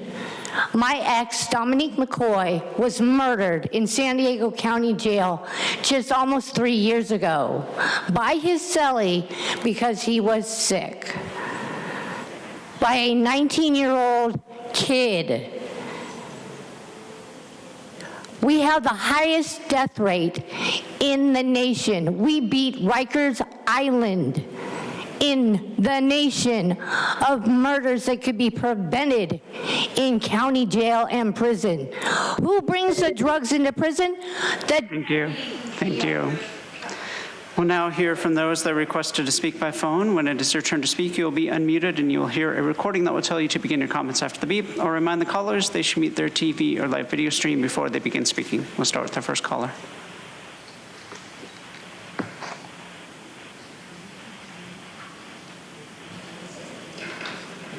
Hi, my name is Angelina Corsani, and I'm a policy advocate with the ACLU of San Diego and Imperial County.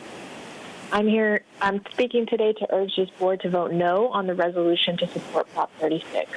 Prop 36 is a dangerous measure built on false narratives.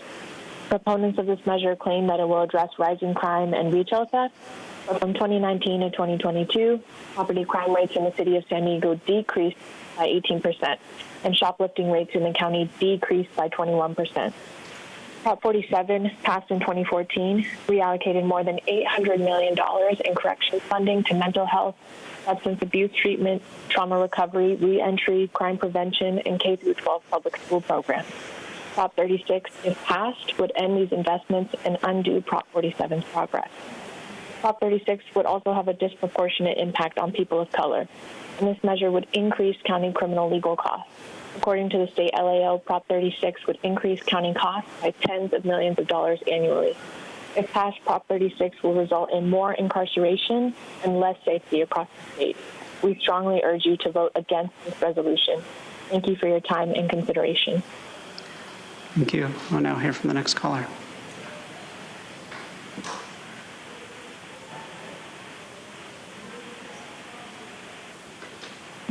Kevin Stevenson.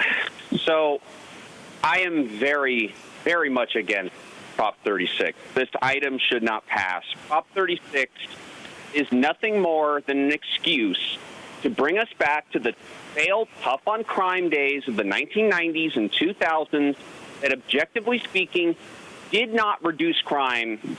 It just indiscriminately targeted people of color and poor people.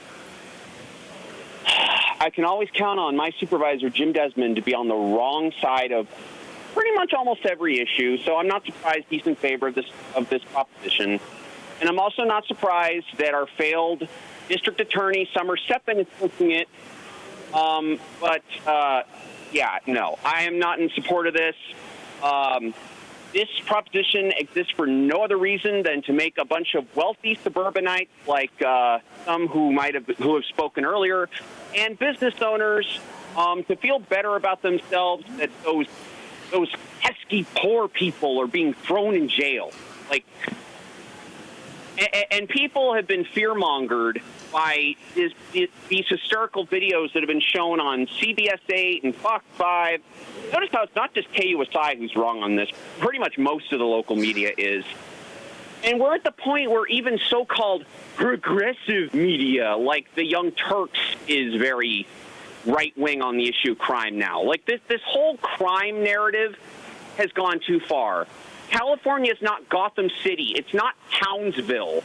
This crime is legal narrative that's been pushed by a lot of grifters online and in the media has gone way too far, and it's gotten really repulsive. Please vote no on item 5. And voters, vote no on Prop 36 this November, because this ballot initiative is hot garbage.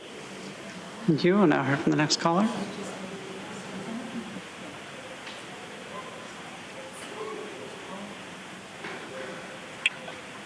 This is Ann Riddle, and good afternoon, Board of Supervisors.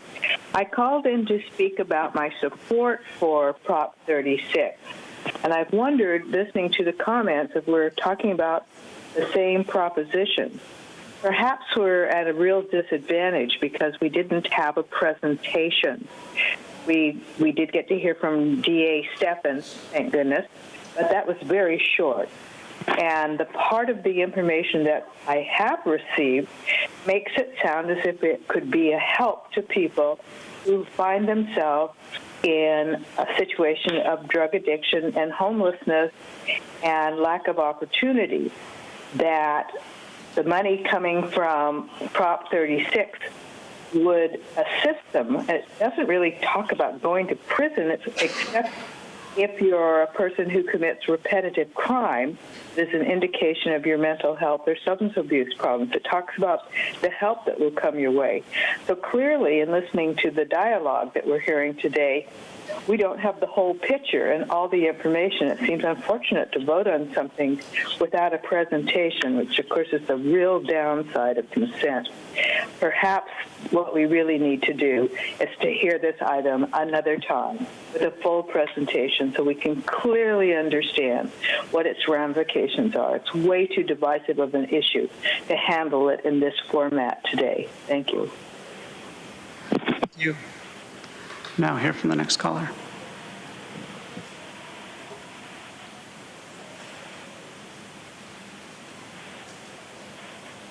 Peggy Walker. It's good to recognize the link between addiction, mental health, homelessness, and crime. Again, however, the contributory impact on these issues by widespread manufacture and sale of highly potent marijuana and other drugs that are inherently addictive cannot be overlooked. Common sense tells us that first, acknowledging the impact of marijuana and other substance abuse on these issues is paramount, and second, that preventing drug use through every legitimate means possible are important. So many of the unfortunate stories we heard today could have been prevented with early drug use prevention strategies and reduced addictive substance availability.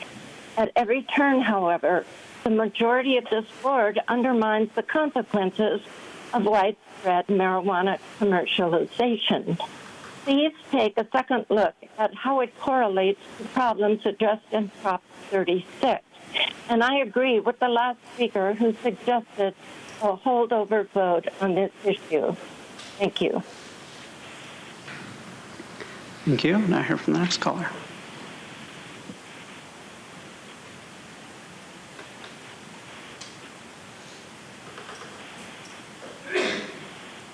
Good afternoon, Board. My name is Kathleen Lippett. Prop 36 is designed to address the unintended consequences of Prop 47, which reduce the penalties for certain low-level drug and property offenses. San Diego is blessed to have District Attorney Summer Steffen working for them. She prevailed over $1.5 million in PAC money that was donated to her opponent, who would have advocated for criminals over victims. She launched a juvenile diversion program that diverted hundreds of kids from school to prison pipeline. She fulfilled her commitment to test over 2,000 rape kits, and her office has tripled hate crime and deadly fentanyl dealer prosecutions. Her office has prosecuted the worst perpetrators of violent crimes, and unlike many district attorneys across the country, she accurately can distinguish between criminals and victims. It is true that incarceration is an expensive proposition, but this directs individuals into treatment. It is a carrot and a stick, and both are needed. Thank you for letting me speak, and I support this item and applaud her efforts. Thank you. Thank you. Now hear from the next caller.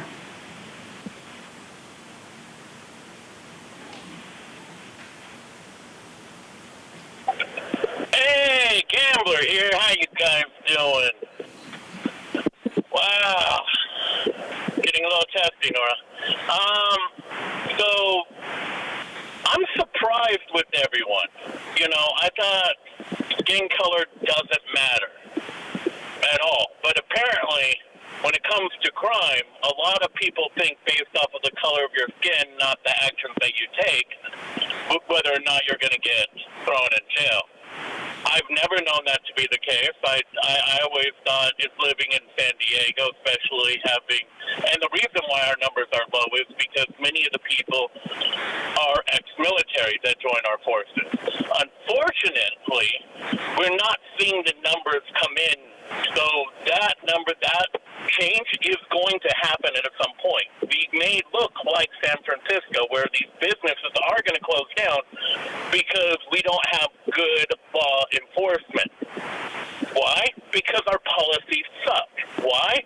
Because someone wants to see us fail.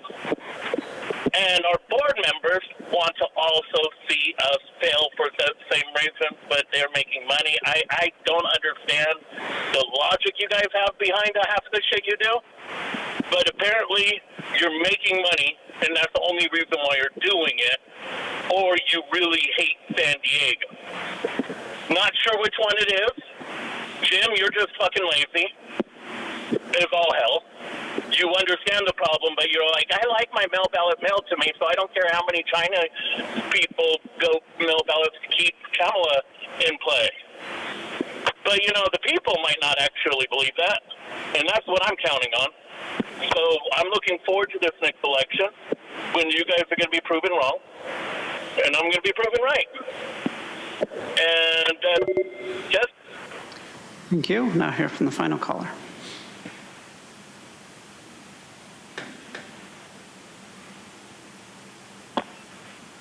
Hey, it's Truth. There was nothing unintended, Summer. This was chaos by design by those in office who have led us to a lawless society. But Prop 36 is a Band-Aid against crime.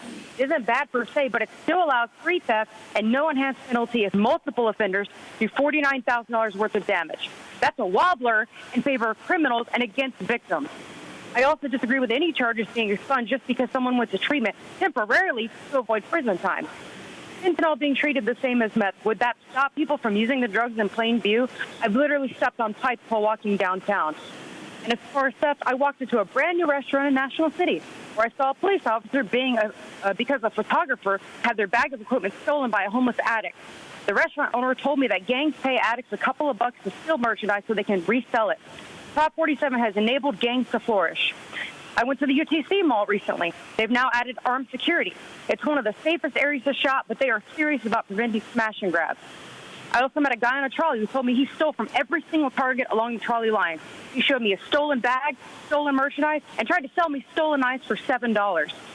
Theft is an evil, and we must defend the good, hardworking business owners and workers who will go out of business, jobs will be cut, and people will die via drug abuse and violence via guns if crime is continually allowed in this state. But question is, Newscomb keeps letting dangerous convicted criminals out of prison. How will this prop combat that? Is it possible we could lock him up for pushing policies that resulted in way over $50,000 in damage statewide?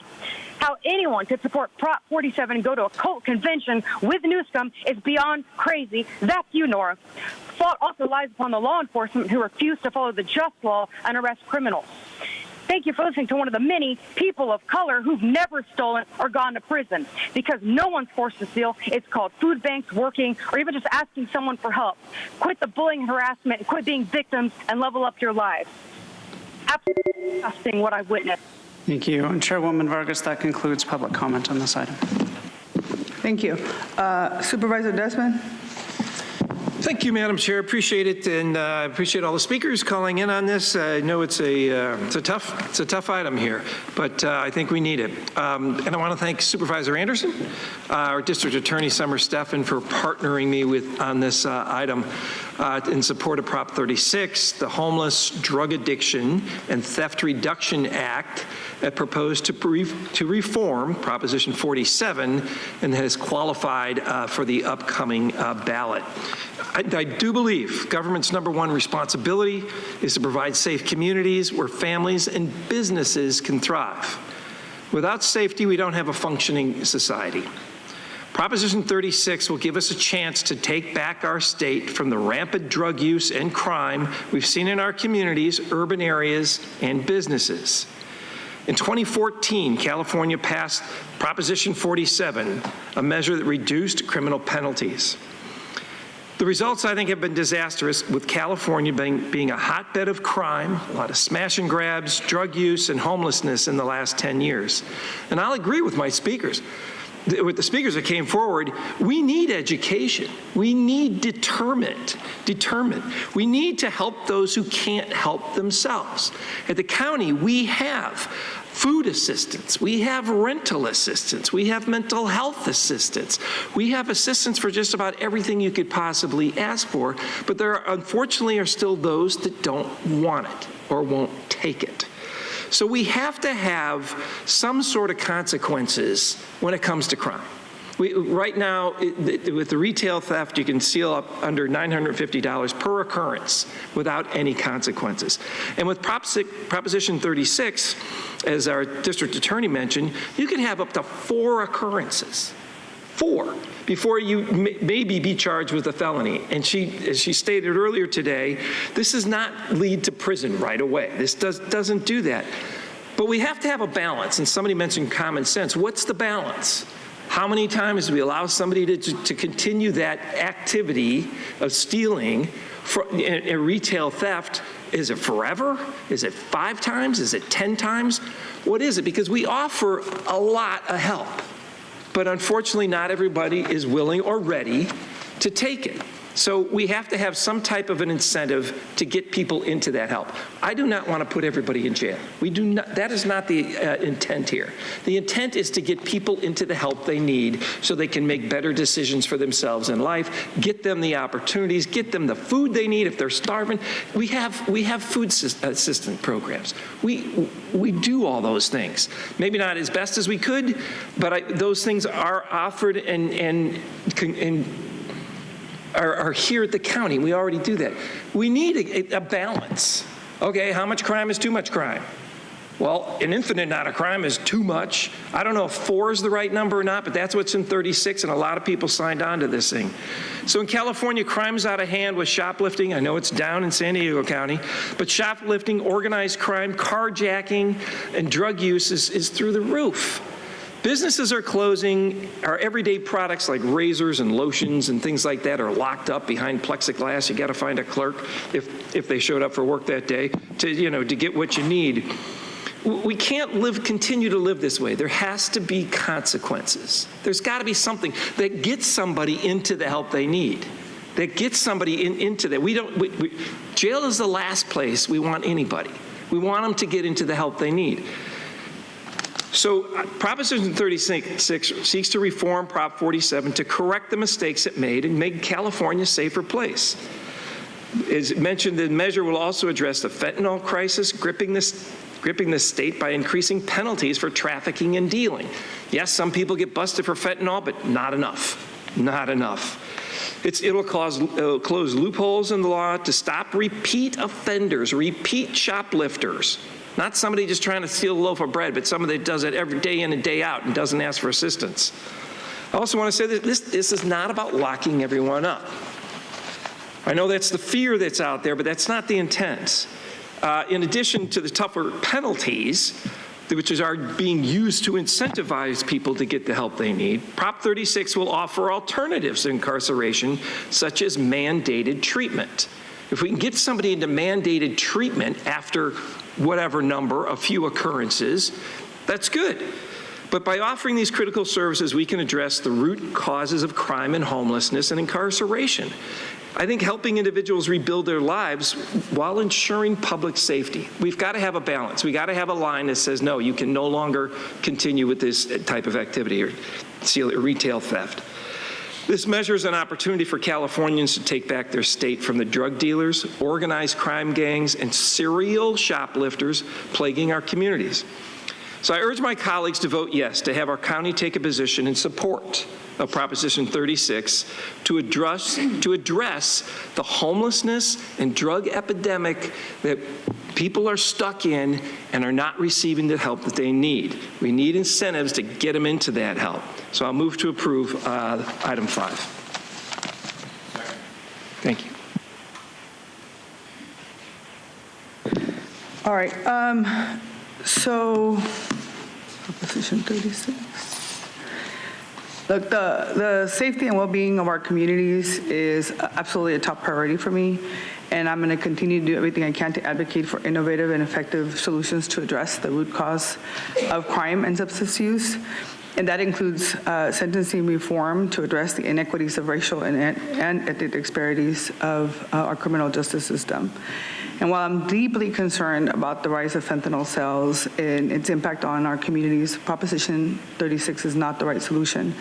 Proposition 36 actually disproportionately affects the most vulnerable populations and communities of color that I particularly represent. Instead of expanding access to care and actually focusing on harm reduction services, this initiative pushes the communities further into the cycle of incarceration and marginalization.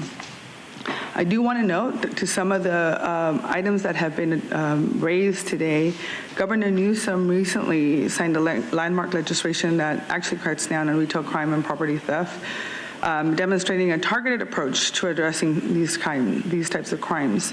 So this is the type of focus and effective action we need, not a blanket policy like Prop 36 that fails to address the root of the problem. We can be tough on crime, but without sacrificing the well-being of our most vulnerable communities and populations. This initiative disproportionately affects the vulnerable populations and communities of color that for too long have been impacted by policies that instead of prioritizing restorative justice, it does actually focus on over unduly severe approaches. So instead of expanding access to care and harm reduction services, this initiative pushes these communities into a cycle of incarceration and marginalization.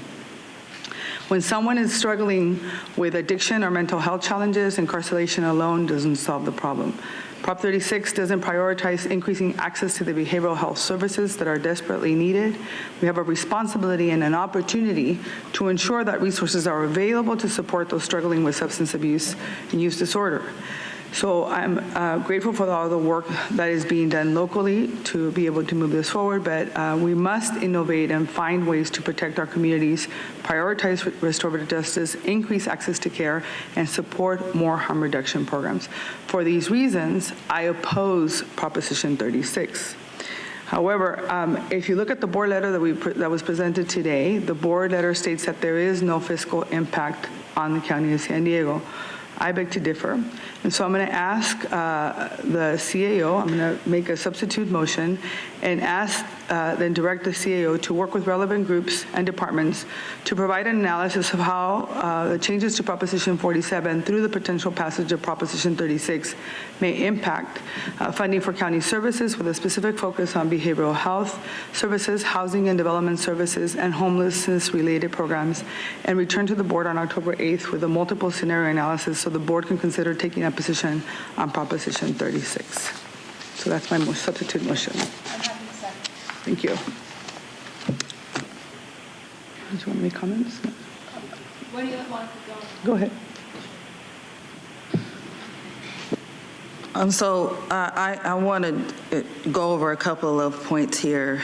There are misconceptions and misguided narratives when it comes to Prop 36 and overturning of Prop 47, and I want to address some of the things that I've heard today. We did hear some of the public comment talk about shoplifting rates. They are down in San Diego County by 21%. Burglaries are down by 18%.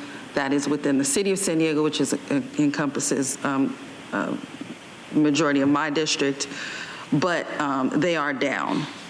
And I also want to say that when Prop 47 passed, there was already a ramping up in an effort to ensure that it would not be successful.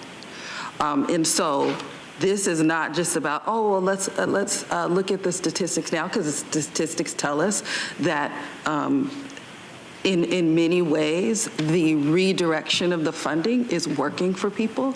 That's what it's telling us. It really is not about that. This was to fulfill an effort that was made back in 2014, I believe it was, when Prop 47 passed. And it goes to what we see history repeating itself over and over and over and over again. We're using new narratives and new words, but it's the same type of iteration of what was and still is the myth of the black criminal. Now, I say the myth of the black criminal, that now has its tentacles out to many different communities, particularly communities of color and low-income communities. But that was a myth that was started to perpetuate and justify the system of slavery that this nation had.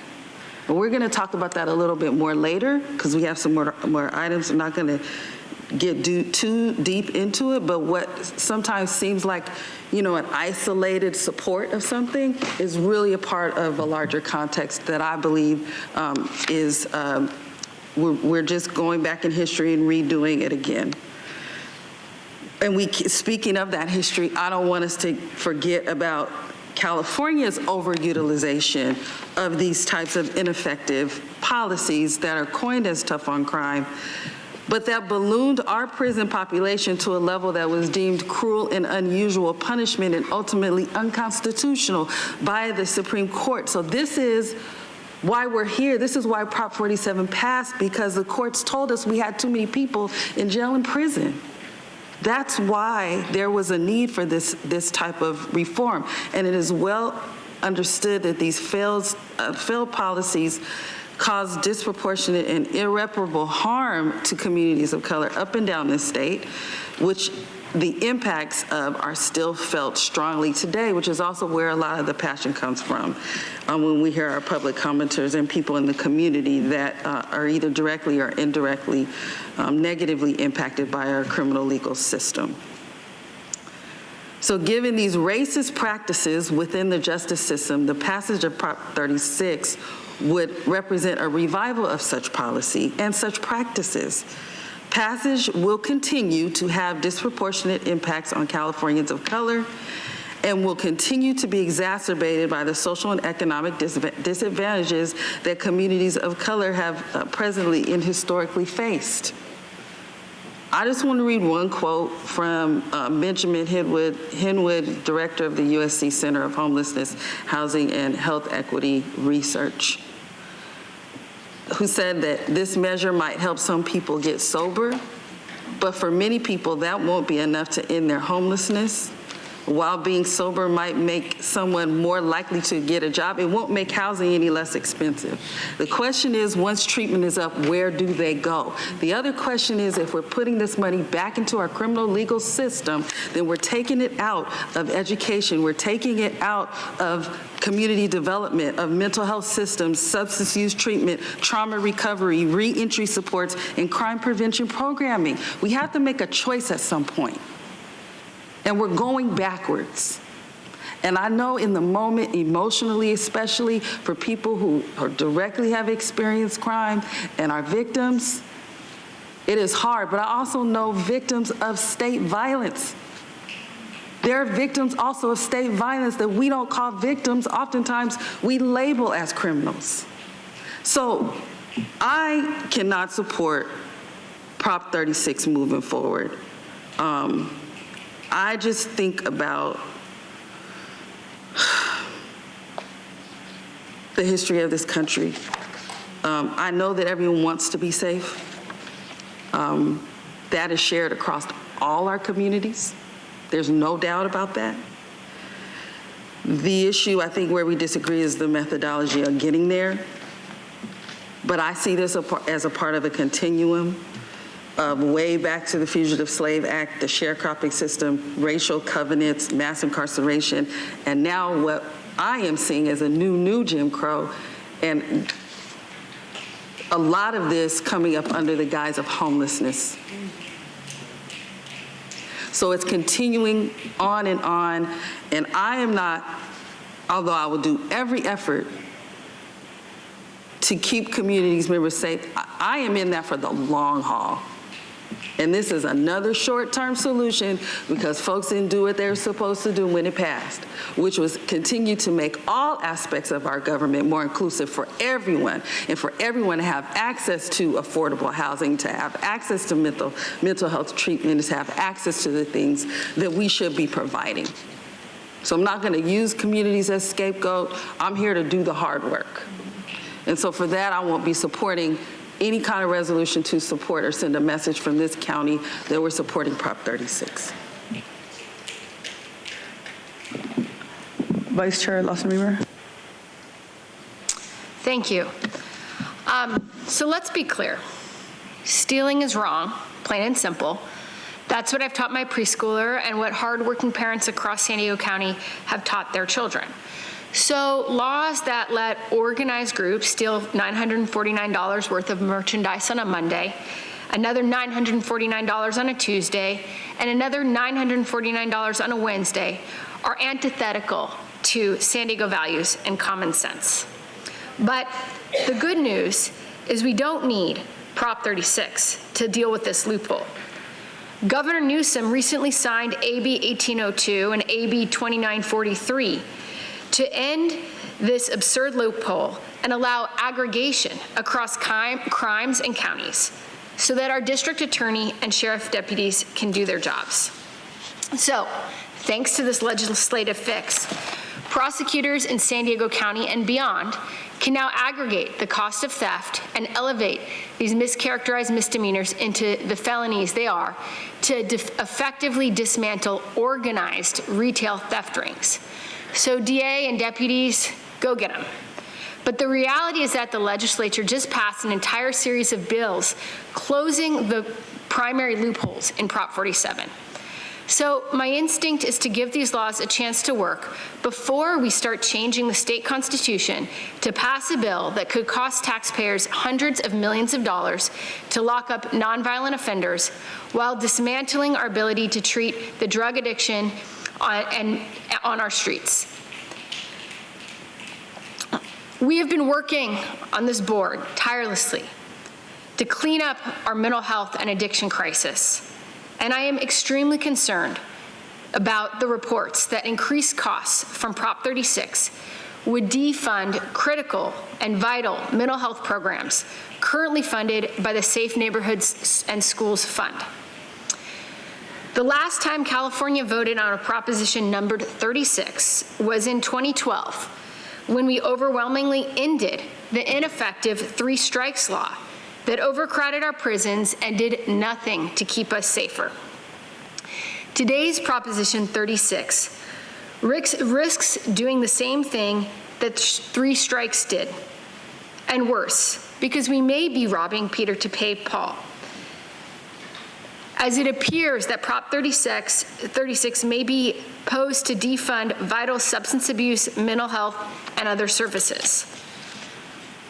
To address the challenges we face, we need data-driven policies that we know work to keep our community safer.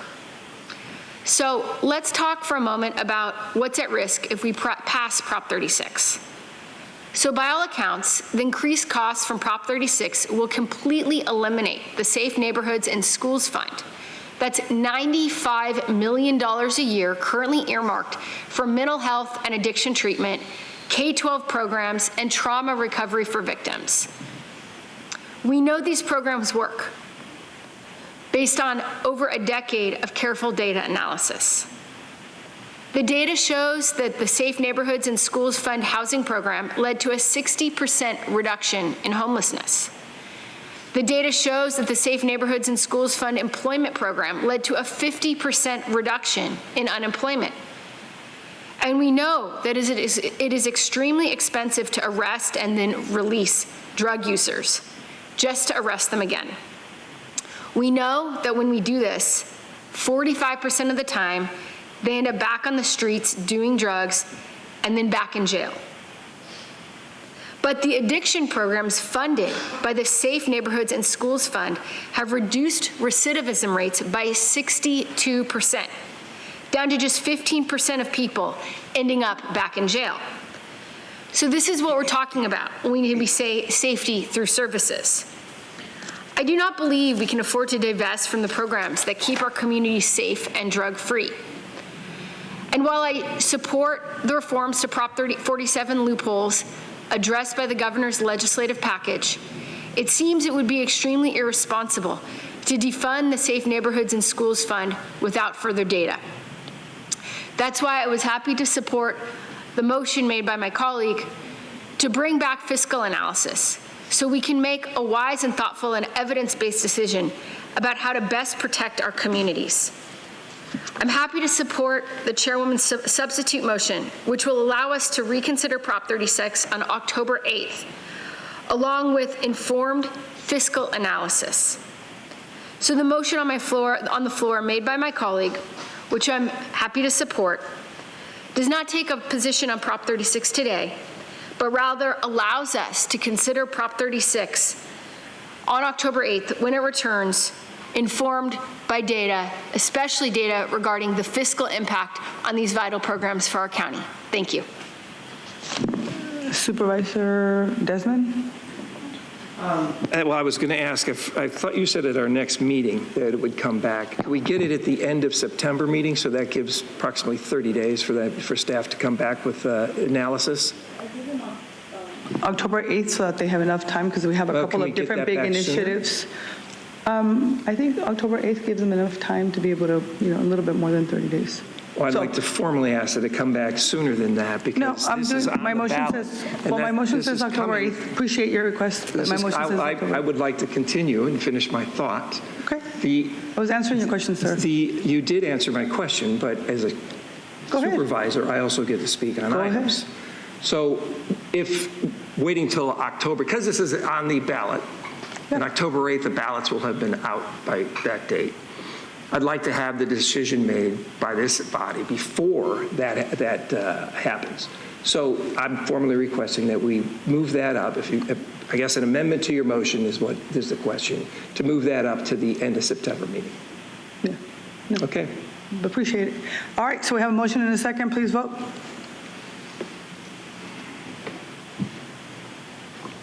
So this is to delay it for the review, correct? Right. Chairwoman Vargas, that motion passes with Supervisor Anderson and Supervisor Desmond voting no, all other supervisors being present and voting aye. All right, we're going to go ahead and take a recess. We'll be back at 1:30 exactly for item 2021. Thank you. Board is in recess until 1:30 this afternoon.